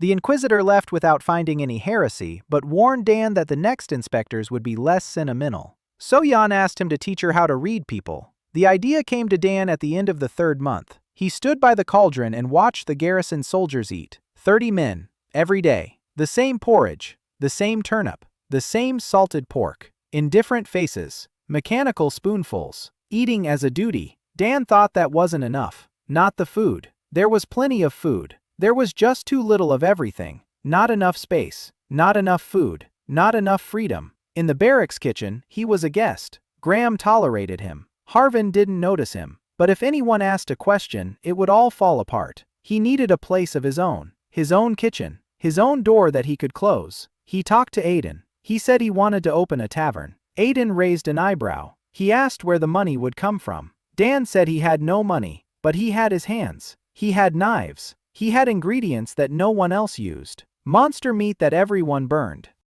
Wild herbs that everyone considered weeds. Offal from the market that gets thrown out at the end of the day. He needs a place, a small one, any place, with a hearth and a roof. Aiden was silent. Then he said there was an abandoned house by the city's eastern wall. An old shoemaker used to live there. He died 2 years ago. No heirs. The city council doesn't know what to do with it. Small, one room, a hearth, a rickety roof, but the walls are intact. Dan went to check it out the next morning. The house stood right up against the city wall. Stone, low, a door on leather hinges, one window, no glass. The shingle roof was half rotten. Inside, dust, cobwebs. The cobbler's workbench against the wall, a hearth in the corner. The chimney flue was clogged with soot. Dan stepped inside. He stood in the middle. He looked around. He didn't see what had been there. He saw what would be there. The workbench would become a counter. The hearth needed to be cleaned out and expanded. The shoemaker's table would be replaced by a butcher's block. 6 stools along the counter, shelves on the wall for herbs and spices, a hook on the ceiling for hanging meat, and a sign, simple, wooden, the gray ladle. He went to see Harvin. He asked for permission to take over the house. Harvin looked at him like he was an idiot. He asked why a young cook would need an empty house. Dan said he wanted to open a place where hunters could eat a hot meal after a raid. Not barracks porridge, real food, for free, in exchange for the meat they bring. They bring the game, he cooks it, everyone's fed, Harvin thought. The idea was strange but harmless. They burn the monster's meat anyway. If the kid wants to mess around with it, let him. One crazy cook in town won't do any harm. Harvin signed the permit. Dan got to work. For the first 3 days, he cleaned up, hauled out the trash, scraped away the cobwebs, cleared out the chimney, climbed onto the roof and replaced the rotten boards with ones he found behind the barracks. Tobias came by on the 2nd day. He took a look. He grumbled that the door hinges were rusty and would fall apart in a month. He left. He came back with new hinges. He hung the door. Then he looked at the hearth. He said the masonry was crooked and the draft would be poor. He took the hearth apart. He rebuilt it. He worked in silence. 3 hours. Dan stood nearby and handed him stones. When Tobias finished, the draft was even. The fire burned steadily. The smoke rose upward instead of into the room. Mira came on the 3rd day. She stood in the doorway. She looked at the empty room. She asked what it was. Dan said it was a tavern. Mira snorted. She said it was a barn. Dan said that a barn with a good hearth was already a tavern. Mira stood there for a moment. Then, without a word, she picked up a broom from the floor and began to sweep. They worked together for an hour without speaking. When Mira left, the floor was clean. On the 4th day, Dan set up the counter. He turned the cobbler's workbench upside down, nailed a new board on top, and sanded it down with a stone, roughly but evenly. He placed 6 logs along the counter instead of stools. He hung a shelf on the wall made of a plank and 2 wrought iron hooks that Tobias had brought. On the shelf, he placed clay pots with dried herbs, thyme, mint, wild garlic, rosemary, and pepper root. There was also a small bag of salt. Above the hearth, he hung 3 hooks for the cauldrons. He had 2 cauldrons. One was from the barracks. Graham had given him an old one with a patched hole. Dan had patched it with clay mixed with ash. It held up. He bought the second one at the market for a copper coin. Small, dented, but it worked. And a frying pan. Just one. Cast iron. Heavy. He found it in the dump behind the blacksmith shop. Tobias looked at it. He said the cast iron was good. Just needed to scrape off the rust and heat it through. Dan scraped off the rust. He heated it through. He greased it. The skillet turned black and smooth and hot, just the way it should be. On the 5th day, he hung up the sign, a wooden board. The letters were seared into it with a red-hot nail. Gray ladle. Crooked, rough, but legible. Rain looked at the sign and said the letters were dancing. Dan said the main thing wasn't the letters, but the food. Rain shrugged and asked when the grand opening was. Dan said, tomorrow. On the first evening, 5 people came. The Silver Fangs squad. Everyone, including Halbrand. They sat on logs around the counter, and Dan placed a bowl of ash wolf stew in front of each of them. Familiar, tried and true. But in this new place, it felt different. Not like a secret midnight meal in the corner of the barracks. Like dinner. Like home. Aiden ate in silence. He looked at the walls, at the shelf with herbs, at the hearth with its steady fire. He said it was nice here. Just nice. Mira ate pureed soup from her usual bowl. She sat facing the wall as always, but when she finished, she turned toward the table for the first time without covering her mouth. No one looked at her tooth. Everyone was eating. Halbrand finished first. He set down his bowl. He looked at Dan. He said the chairs were junk and that by next week he'd bring some decent ones. Dan nodded. The next evening, the same 5 people came, and 2 more. Garrison soldiers, young, hesitant. They stood by the door. They asked if it was true that they served free food here. Dan said it was true if they had meat with them, any kind. The soldiers didn't have any meat. Dan served them porridge, plain porridge, toasted, with herbs and salt. The soldiers ate standing up because there weren't enough stools. They finished eating. They thanked him. They left. On the 3rd evening, they came again. They brought a hare they'd caught outside the wall. Dan accepted it. He butchered the hare. Not a monster, just an ordinary hare, but prepared with a skill that would be worthy of a Michelin star. Braised, with root vegetables and mint, in a clay pot. The soldiers ate in silence. After his 3rd spoonful, one of them looked up and said his mother used to cook something similar. Then he fell silent and continued eating. By the end of the 1st week, 10 people were coming to the Gray Apron every evening. By the end of the 2nd, 20. There weren't enough stools. Halbrand kept his word. He brought 6 wooden chairs, rough but sturdy. He'd knocked them together himself. Dan didn't ask where he'd found the boards. Rain dragged in a 2nd table. Mira brought clay cups, 10 of them. She'd bought them at the market with her own money. She didn't say a word. She set them on the counter and left.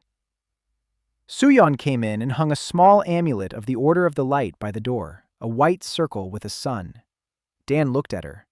Suyeon said that if the Order's symbol hangs on the door, no priest will enter without permission.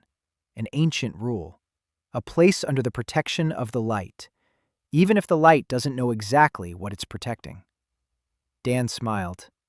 A gray pot, 6 stools and 6 chairs, 2 pots and a frying pan, 4 knives, 1 cutting board, a shelf with herbs, a talisman on the door, and a line starting at dawn. The foundation had been laid, the real beginning. Dan decided to open his own tavern and received an abandoned cobbler's house by the eastern wall from Commandant Harvin. Tobias helped with the hearth and the door hinges. Mira helped with the cleaning. Halbrand put together the furniture. The tavern was named the Gray Ladle. 10 people came in the 1st week, 20 in the 2nd.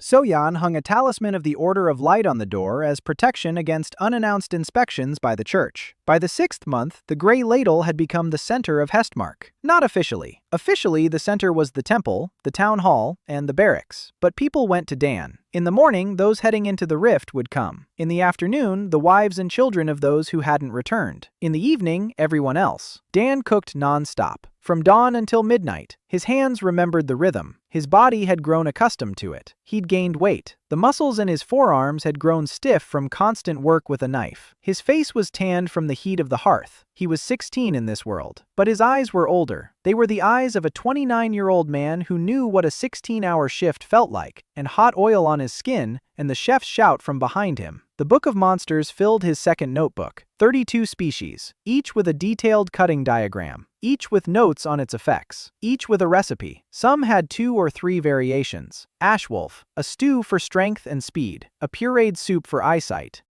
Dried meat for endurance in the field, bone leviathan, bone marrow broth for water control, braised meat to strengthen the joints, the iron scorpion, quick-seared for tough skin, liver pate for poison resistance, and so on. 32 varieties, over 100 recipes. Dan wasn't just collecting data, he was creating a system, a culinary school for the new world. But only one shelf in the Gray Apron, behind a false wall of planks, knew about it. Aiden insisted. He said that if the book were found, neither a talisman nor an inquisitor with Mom's memories would help Dan. The book is evidence, and evidence must be hidden. Dan hid it, but he kept writing every night. By this time, the Silver Fang squad had become the strongest in the region. Not the largest, there were still only 5 of them. But the 5 men Dan had been feeding for half a year were worth 30 ordinary hunters. Aiden moved faster than any swordsman Hestmark had ever seen. His mark burned brighter. His blows had grown heavier. Halbrand had gained night vision from the shadow boar's meat and tough skin from the iron scorpion.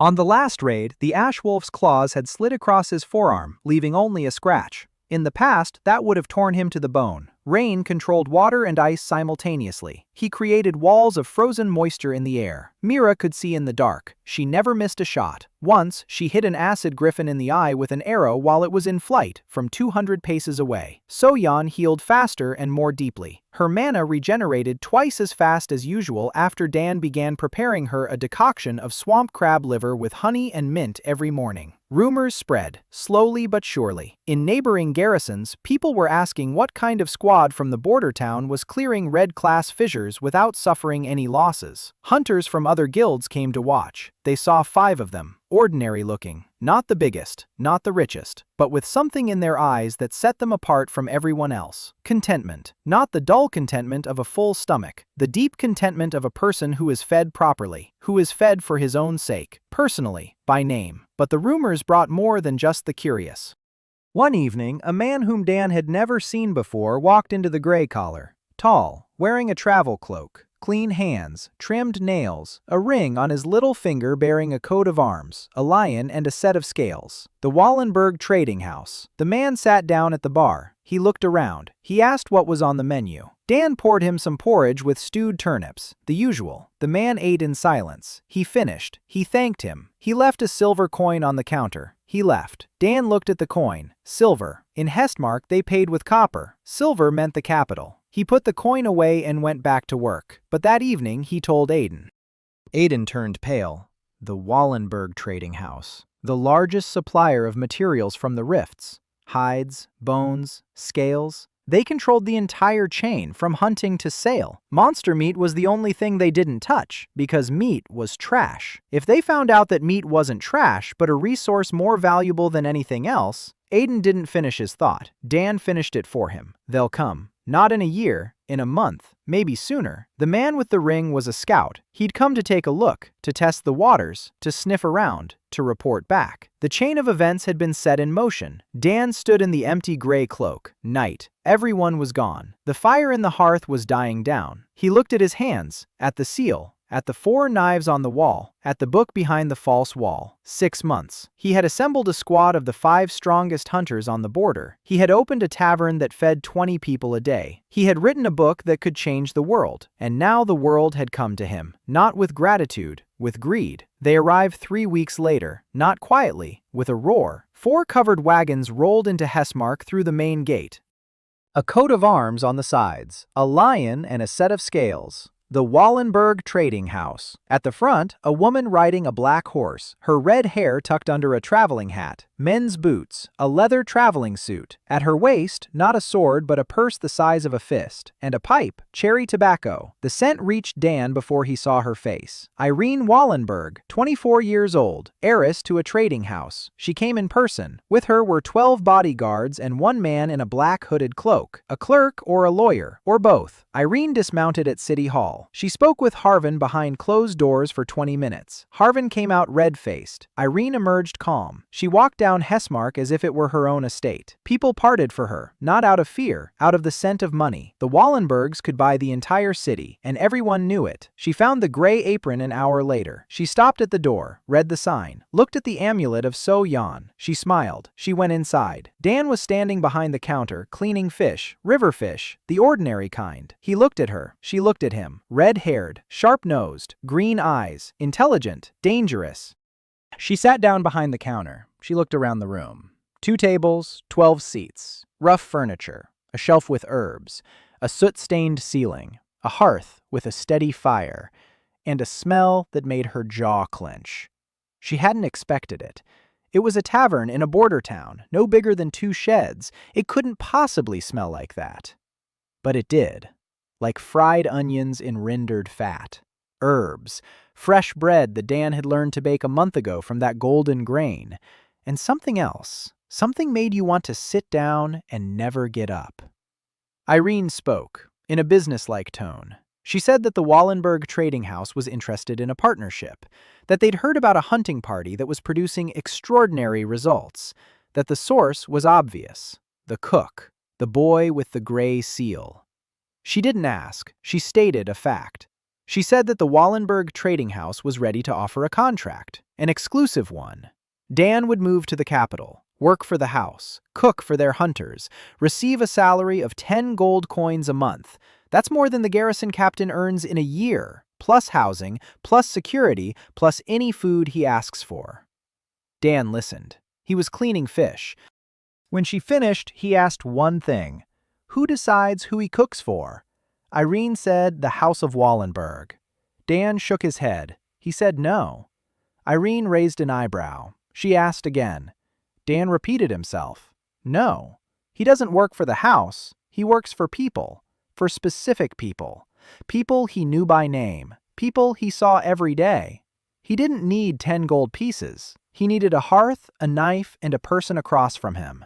Irene was silent. Not because she didn't know what to say. She always knew what to say. She was silent because no one in her life had ever turned down 10 gold pieces. No one. She leaned back in her chair. She took out a pipe, packed it, didn't light it, twirled it between her fingers. She said he was either a fool or a saint. Dan said he was a cook. Irene laughed, sharply, briefly, like a bark. Then she grew serious. She said that if he didn't accept the offer willingly, there were other ways. That the Wallenberg household wasn't used to hearing no. That she had the authority. Dan looked at her, calmly, without fear. He said she could come back tomorrow for dinner. He'd cook something, and after dinner, they'd talk. Irene looked at him for a long time. She stood up.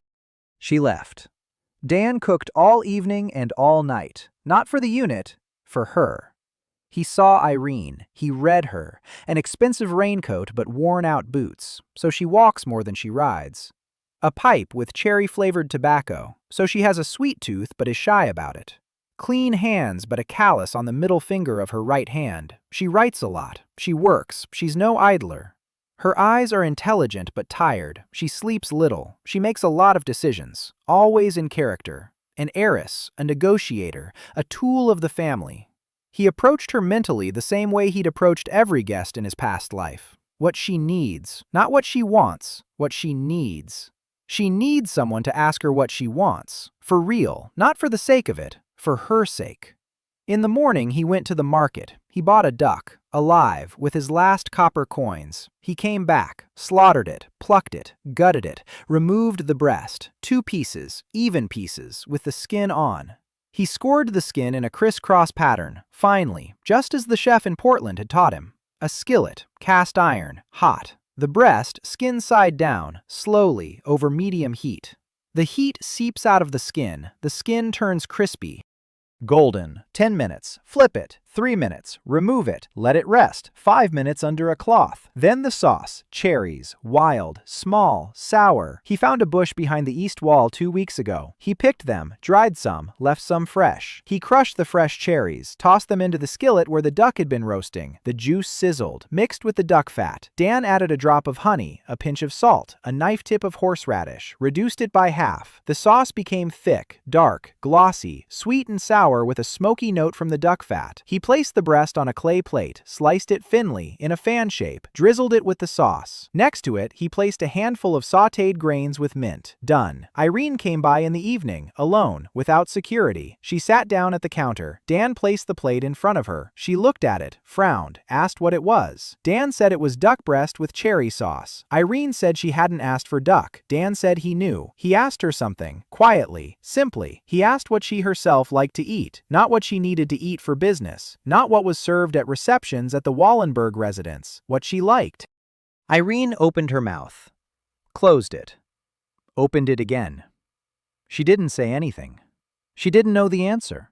24 years of her life as a tool of the family, making decisions for others, negotiating on behalf of others, meals at her desk between contracts.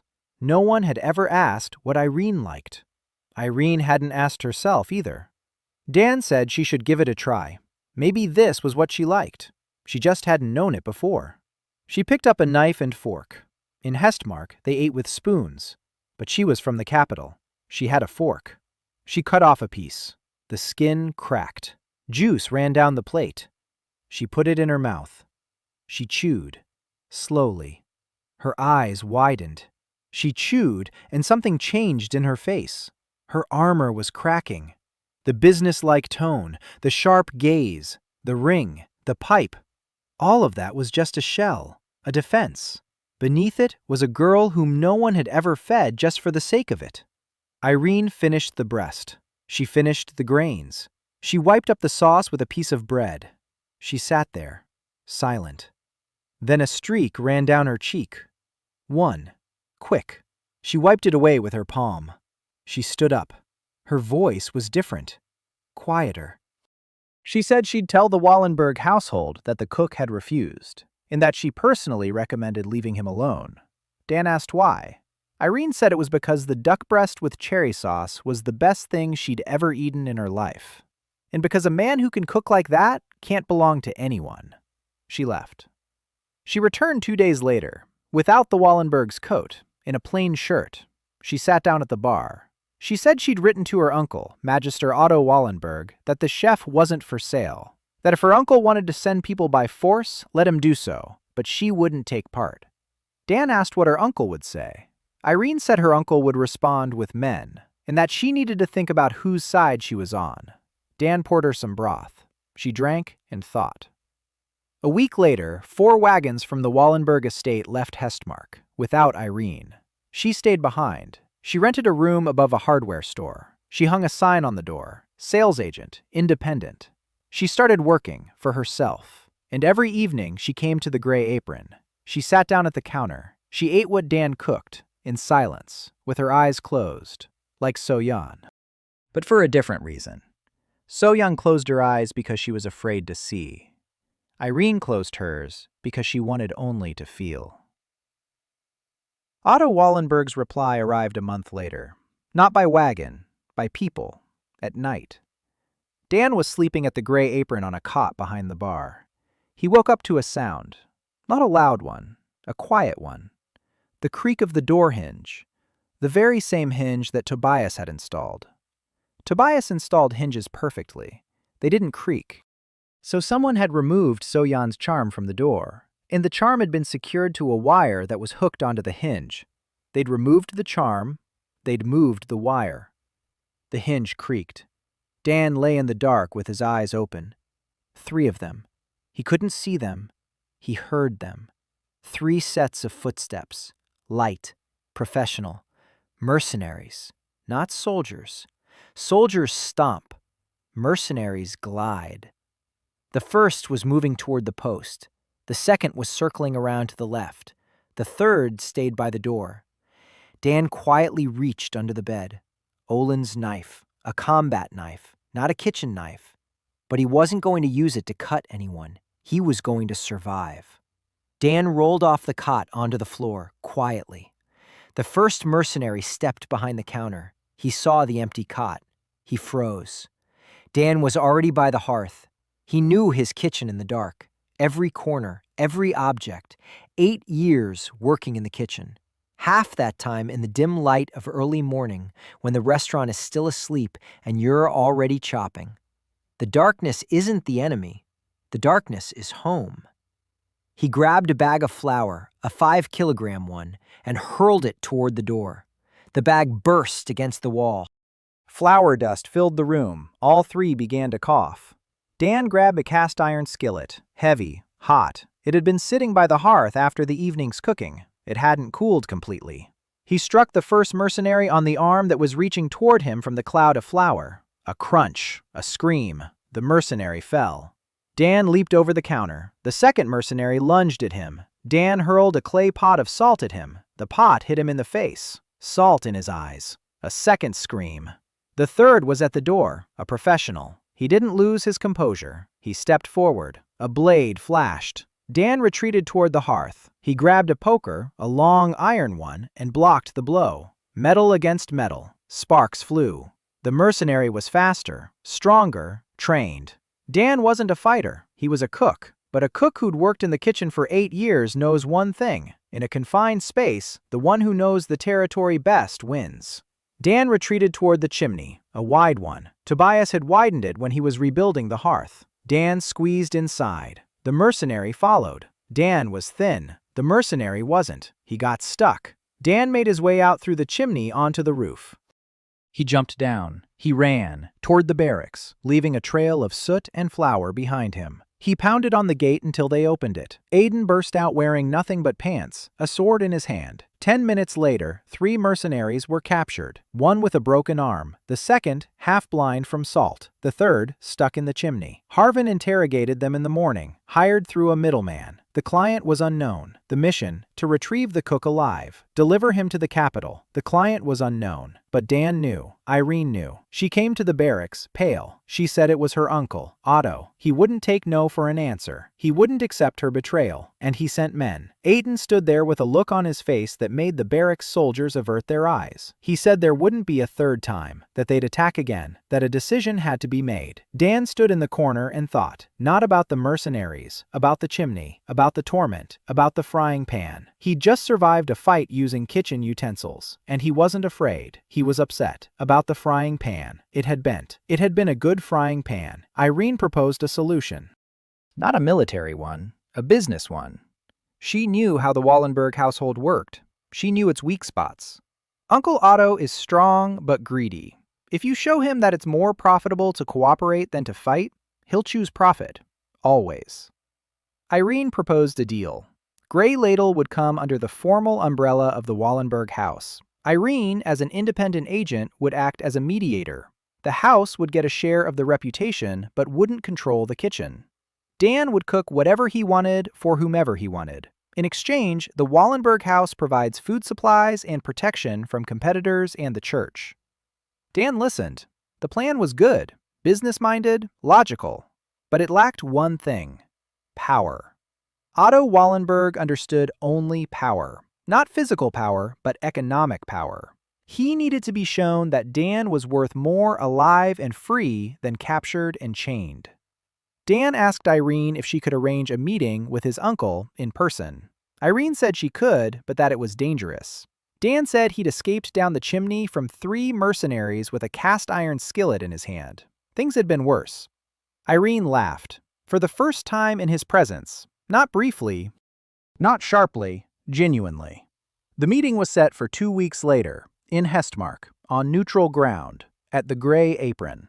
Dan insisted. If Otto wanted to understand what a chef was, let him come to a chef's kitchen. Irene relayed the terms. Otto accepted. He arrived 12 days later, alone, without security. That spoke more about him than all the rumors. A man who isn't afraid to come alone to a city where his mercenaries were captured doesn't need bodyguards. Otto Wallenberg, 56 years old, short, overweight, bald, small hands, well-groomed, eyes like an accountant's, weighing everything, assessed. He sat down at the counter of the Gray Apron and looked around with the expression of a man who's walked into a barn and is searching for a reason why this barn is worth his time. Dan had been cooking for 3 hours. A plate was set before Otto. Ash wolf stew, the best, with stoneclaw, with just the right amount of flavor enhancer, with seared onions, with cherry sauce that made Irene cry. Otto tasted it. His expression didn't change. He finished it, leaned back, asked how much. Dan said it wasn't for sale, that he only cooked it in his own kitchen, for his own people. But he was open to a partnership, on Irene's terms. Otto thought for 3 minutes. 3 minutes of silence, during which Dan heard only the crackling of the fire in the hearth. Then Otto nodded, said, "It's a deal." He stood up, looked at Irene, said she'd chosen an interesting side, mounted his horse, rode off. Irene sat behind the counter. Her hands were shaking. She hadn't expected him to agree. Dan poured her some broth. She drank it. Her hands stopped shaking. From that day on, the Wallenberg trading house became the Gray Apron's shelter. Not its owner, its shelter. Otto Wallenberg's mercenaries tried to kidnap Dan from the tavern that night. He escaped through the chimney using flour and a frying pan. Irene proposed a business deal with the Wallenberg trading house. Dan insisted on a face-to-face meeting with Otto at the Gray Apron. He fed him the best stew and negotiated a partnership. The House of Wallenberg became the tavern's patron but did not gain control of the kitchen. A year and a half. A crimson-level rift opened 3 days' journey from Hestmark. The size of the anomaly exceeded anything seen in the last 50 years. Waves of creatures poured out of the rift. Not lone individuals. Flocks. Ash wolves by the dozens, bone leviathans in the rivers, iron scorpions in hordes, and among them, something new, enormous, a creature that border patrols had only seen from afar and returned as white as snow, a carrion dragon, the size of a bell tower, black wings, a 3-meter-wide maw, fire and acid. The Kingdom of Valenrik has issued an order, seal the rift, at any cost. 20 hunters from 3 guilds were assembled for the operation, the Silver Fangs and 2 detachments from neighboring garrisons. 20 men against the Crimson Rift. It wasn't enough. Everyone knew it, but there were no more. Dan had been preparing for 3 days straight. He hadn't slept. He ate on the go. He cut. He roasted. He boiled. He braised. He smoked. The Book of Monsters lay open on the counter. Every page was bookmarked. He wasn't making a stew, not soup, not broth. He was preparing a battle meal. 20 servings, each one for a specific person. He knew all 20 of them, by name, by seal, by their weaknesses, and by their strengths. He visited each one the day before they set out. He talked, he observed, he read.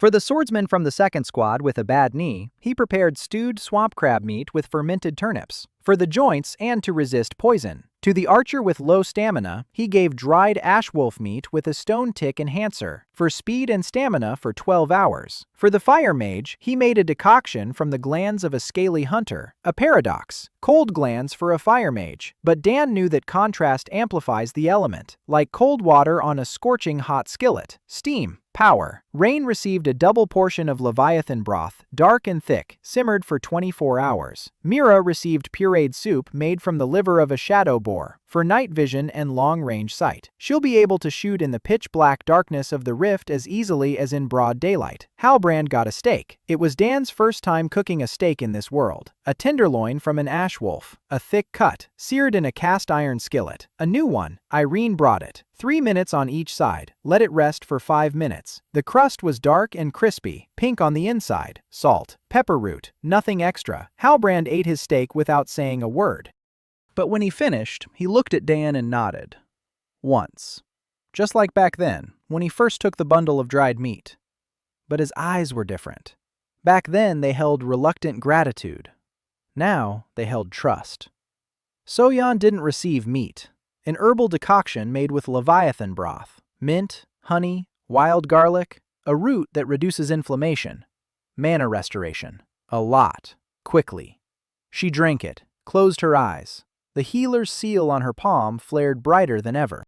Dan had prepared Aiden's meal last, a stew, the first recipe, the very one that started it all. Ash wolf, rendered fat, golden onions, thyme, simple and perfect. Aiden ate in silence. He finished, set down his bowl, looked at Dan, said he'd be back. Dan said he knew, and to keep the food warm. 20 people left for the rift at dawn. Dan stood at the gate and watched them go. Then he went back to the kitchen. He washed 20 bowls, wiped down the counter, lit the fire, put the pot on, and started making broth. Because in a day or 2 or 3, they'd be back, and they'd need something hot to eat. The battle lasted 2 days. Dan didn't know the details. He found out later, from Rain, from Mira, from Halbrand, who started telling him about the raids after every return. Not because Dan asked, because Halbrand wanted to. 18 out of 20 returned. 2 were killed. Not from the Silver Fangs, from the second squad. But the remaining 18 emerged from the rift, which, by all accounts, should have destroyed all 20. They emerged because each of them was stronger than they should have been. Because the swordsman with the injured knee ran without pain.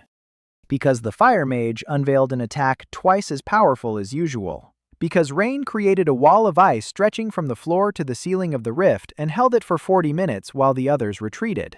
Because Mira shot in the dark as if it were broad daylight. Because Halbrand felt no pain. Because Aiden moved like a shadow and struck like thunder. The Crimson Rift closed. Word reached the capital. 20 hunters had sealed a Crimson-level rift with minimal casualties. Impossible, but a fact. No one knew why. Except for the 18 people who returned to Hestmark and sat down at a table in the gray apron, eating the broth that Dan had been simmering for 2 days while they fought. And they were silent. Because there was nothing to say. The hot meal was waiting, just as promised. 3 years have passed. Hestmark had changed. The gray apron stood in the same spot by the east wall, but now there was a second building next to it, and a third. A kitchen, a pantry, a dining hall with 40 seats. Irene had organized the expansion. The money came from the Wallenberg trading house. Not out of generosity, out of calculation. The gray apron brought in a reputation.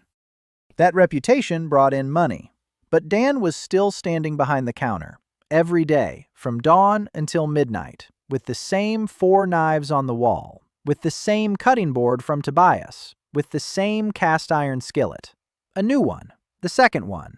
The first one had warped when a mercenary hit it 2.5 years ago.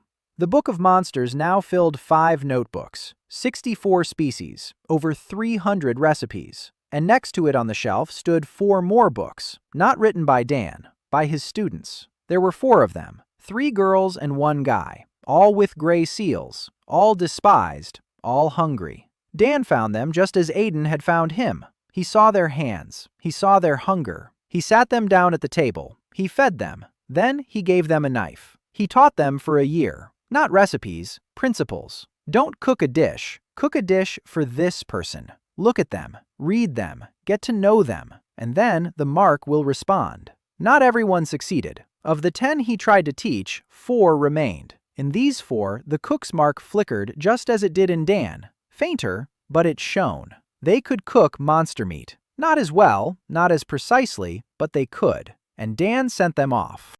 1 to the neighboring garrison, 1 to the village to the north, 1 to the southern fort, 1 to the port in the west, 4 kitchens, 4 hearths, 4 chefs who know the truth about monster meat and know how to cook it properly. That was the beginning of the system. Not a restaurant chain, a school. What Dan knew and could do wasn't meant to die with him, it was meant to grow. The rifts began to close. Not all of them, not right away, but the trend was clear. Where hunters ate properly prepared meat, the fissures weakened. They narrowed. Some closed completely. Dan realized this in his second year when he began to notice a pattern. The fissure north of Hestmark closed 4 months after he started feeding the northern patrol. The eastern fissure weakened by half in half a year, and vice versa. Where meat was charred the old-fashioned way, the fissures widened. He checked, double-checked, recorded, counted, and came to a conclusion that kept him awake for 3 nights. Corruption. Hunters who, for generations, had eaten poorly cooked monster meat hurriedly prepared in the field, half raw and bloody, had been accumulating corruption within themselves. That very substance of which the fissures are made. 100 years. Generation after generation, hunters killed monsters, ate the meat. They accumulated corruption. They died. The corruption seeped into the earth. The earth gave birth to new fissures. New monsters crawled out of the fissures. The cycle was complete. The world was destroying itself. And the Church of Light knew. Not the entire church, just the leadership. Those who, a century ago, had forbidden the eating of monster meat and declared it unclean. They didn't forbid it because the meat was poisonous. They forbade it because they knew. Properly prepared meat burns away the taint. And without the taint, the fissures close. And without the fissures, hunters are unnecessary. And without hunters, the church has nothing to frighten the people with. And without fear, the church loses its power. A simple chain of events. Dan found evidence in ancient texts that So-Yeon retrieved from the Order of Light's archives, risking everything. The texts were in an ancient language. Yuna translated them. Yuna So, 17 years old, the daughter of a court alchemist. She arrived in Hestmark 2 months ago. Petite, serious. Wears glasses. She spoke in formulas. She'd been eating synthetic rations her whole life. She'd never tasted real food. On the first evening, Dan sat her down at the counter. He placed a plate in front of her. A simple omelet with green onions, 3 eggs, butter, a pinch of salt, thinly sliced onions. 2 minutes in the pan, done. It couldn't be simpler. Yuna stared at the plate as if it were an unsolvable equation. Then she picked up her fork, took a bite, chewed, stopped, put down her fork. She sat in silence for 30 seconds. Then she quietly asked if she could have some more. Dan made another omelet. Yuna ate. Her eyes shone behind her glasses. She wasn't crying. She was recalibrating. Her whole life, food had been nothing more than a set of nutrients to her. Proteins, fats, carbohydrates, calories, formulas. And suddenly, it turned out that food was also about taste and warmth and the smell of onions and oil, and the hands that had prepared it. Yuna stayed. She became his apprentice, not a chef, but a food alchemist. She analyzed what Dan did intuitively, breaking it down into its components and writing down the formulas. And it was she who translated the ancient texts.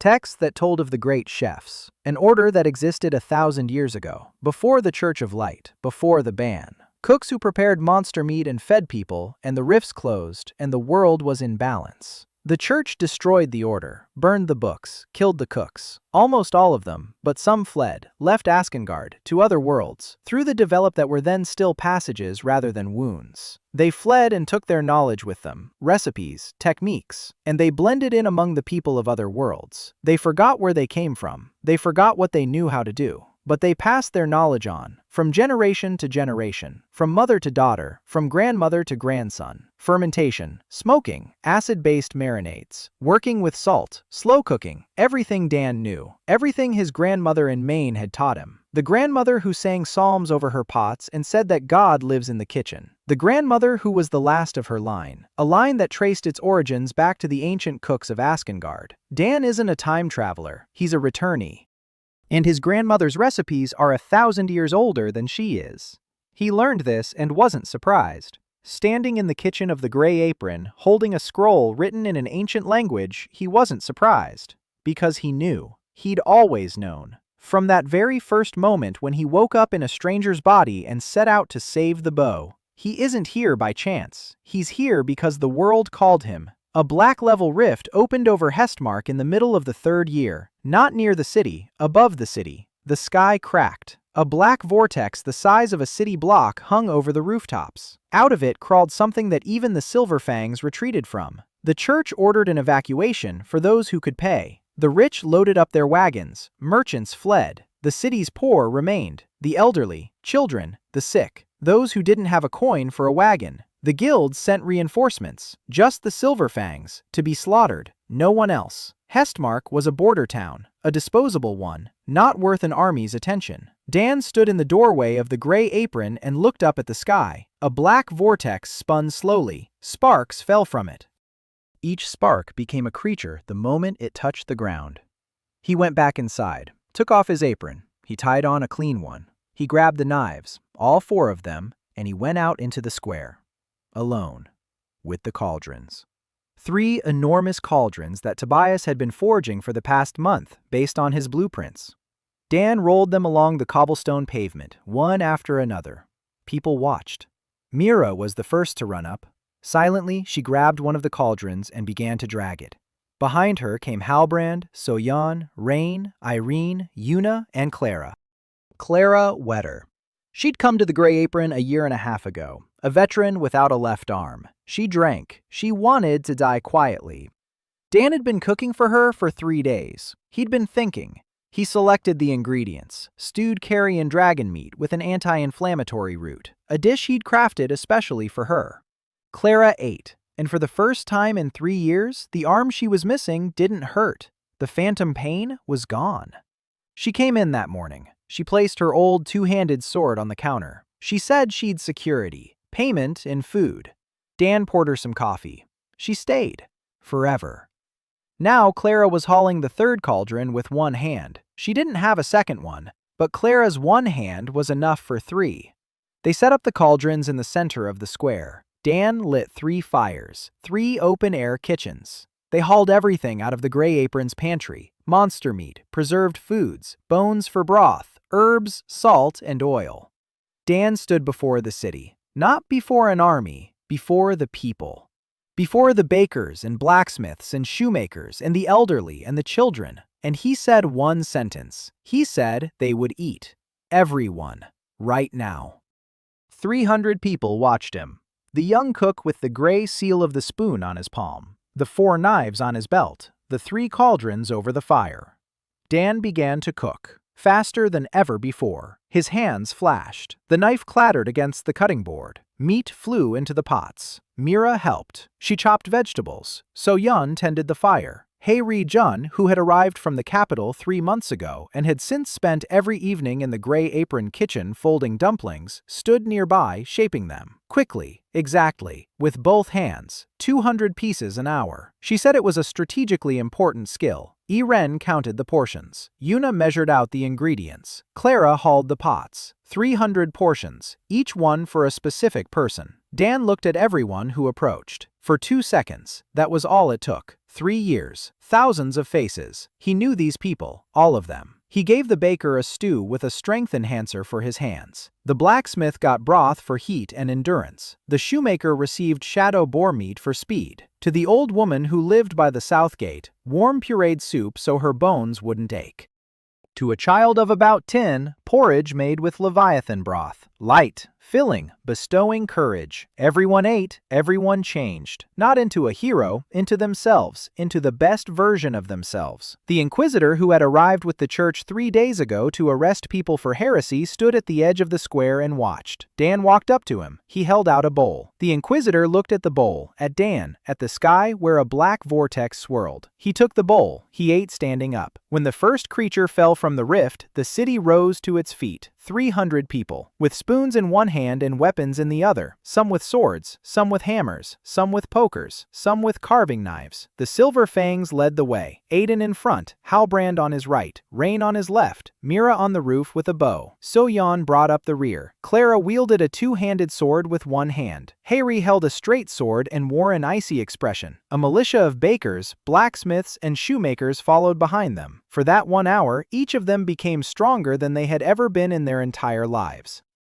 A baker punched a creature with his fist, and the creature flew away. 70-year-old blacksmith Tobias stood at his anvil in the middle of the square and struck everything within reach with his hammer. Every blow rang out like a bell. Dan stood by the cauldrons. He wasn't fighting. He was cooking. Because the battle lasts an hour. But the hunger after the battle lasts an eternity. And when they return, he needs something hot waiting for them. 3 hours. The rift trembled. It narrowed. There were fewer creatures. Another hour. The vortex was closing in. The filth that had been accumulating for 100 years in the soil of Hessmark was burning away. The 300 people who ate properly prepared meat were burning the filth within themselves. And the rift was losing its footing. Without the filth in the ground, it could not hold. By dawn, the sky above Hessmark was clear. The rift had closed. The square was littered with the creatures' bodies and dirty dishes. People sat on the stones. They lay down. They slept right on the pavement. Alive. All 300 of them. Not a single one dead. Dan stood among the dirty bowls and empty pots, alone.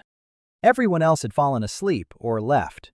Irene sat on the steps of City Hall, sleeping with her head against the wall. Mira slept on the roof, clutching her bow. Halbrand lay by the fountain. Next to him lay Olina's sword and an empty bowl. So-yeon was kneeling by the temple wall, praying. In her own words, quietly. Hae-ri was sitting on a barrel, eating her last dumpling. Cold, with black vinegar, and she was smiling, just a little. Yuna sat at the counter of the gray apron and wrote. Formulas, equations, data, everything she saw, everything she understood. Clara stood by the tavern door, on guard. One hand on her sword, eyes closed. But she wasn't sleeping, she was keeping watch, just as she'd promised. Dan sat down on a barrel in the middle of the square. He took off his apron. It was dirty, stained with grease, blood, and ash. He laid it on his lap. He looked at his hands, slender, a chef's hands. The same hands that had held a knife in another world 19 years ago. The same hands that his grandmother in Maine would place on a cutting board and say, cut straight, breathe calmly, don't rush. The same hands that had dropped him onto the kitchen floor in Portland in a puddle of duck fat. The same hands that had saved the onion on his first day in this world. The mark on his palm was burning. Not dimly, not barely noticeable. Brightly, warmly, golden. The gray rune on the spoon had turned gold. He hadn't noticed when it happened. Maybe while he was cooking for 300 people. Maybe earlier. Maybe at the very moment he set the first bowl in front of the first person and said, eat. He looked up at the sky. Clear, morning sky. No funnel, no cracks, just the sky. And he whispered quietly into the void, Grandma, I think I've remembered the recipe.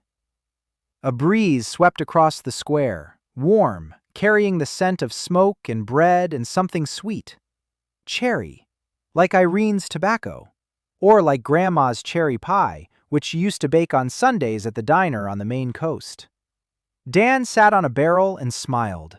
Around him, the city he had fed lay asleep. A month later, a delegation arrived from the capital. They wanted to honor him. They wanted to bestow a title. They wanted to take him to the royal palace. Dan refused. He said he had things to do. The Gray Pot isn't open on Tuesdays. The boss is taking the day off. The delegation left, puzzled. Iron hung a sign on the door, a wooden one, with letters burned into it by a red-hot nail. Crooked, just like the first sign. Kitchen closed on Tuesdays. The chef is taking the day off. Dan looked at the sign. He adjusted the corner, took a step back, nodded. Then he went inside, put on his headlamp click. He grabbed a knife and started making breakfast. Because Aiden would be coming in the morning, and Mira, and Halbrand, and Soyan, and Rain, and Irene, and Hayri, and Una, and Clara, and Tobias, and Matthias, and the 300 people of Hestmark. And they need to eat while it's still hot.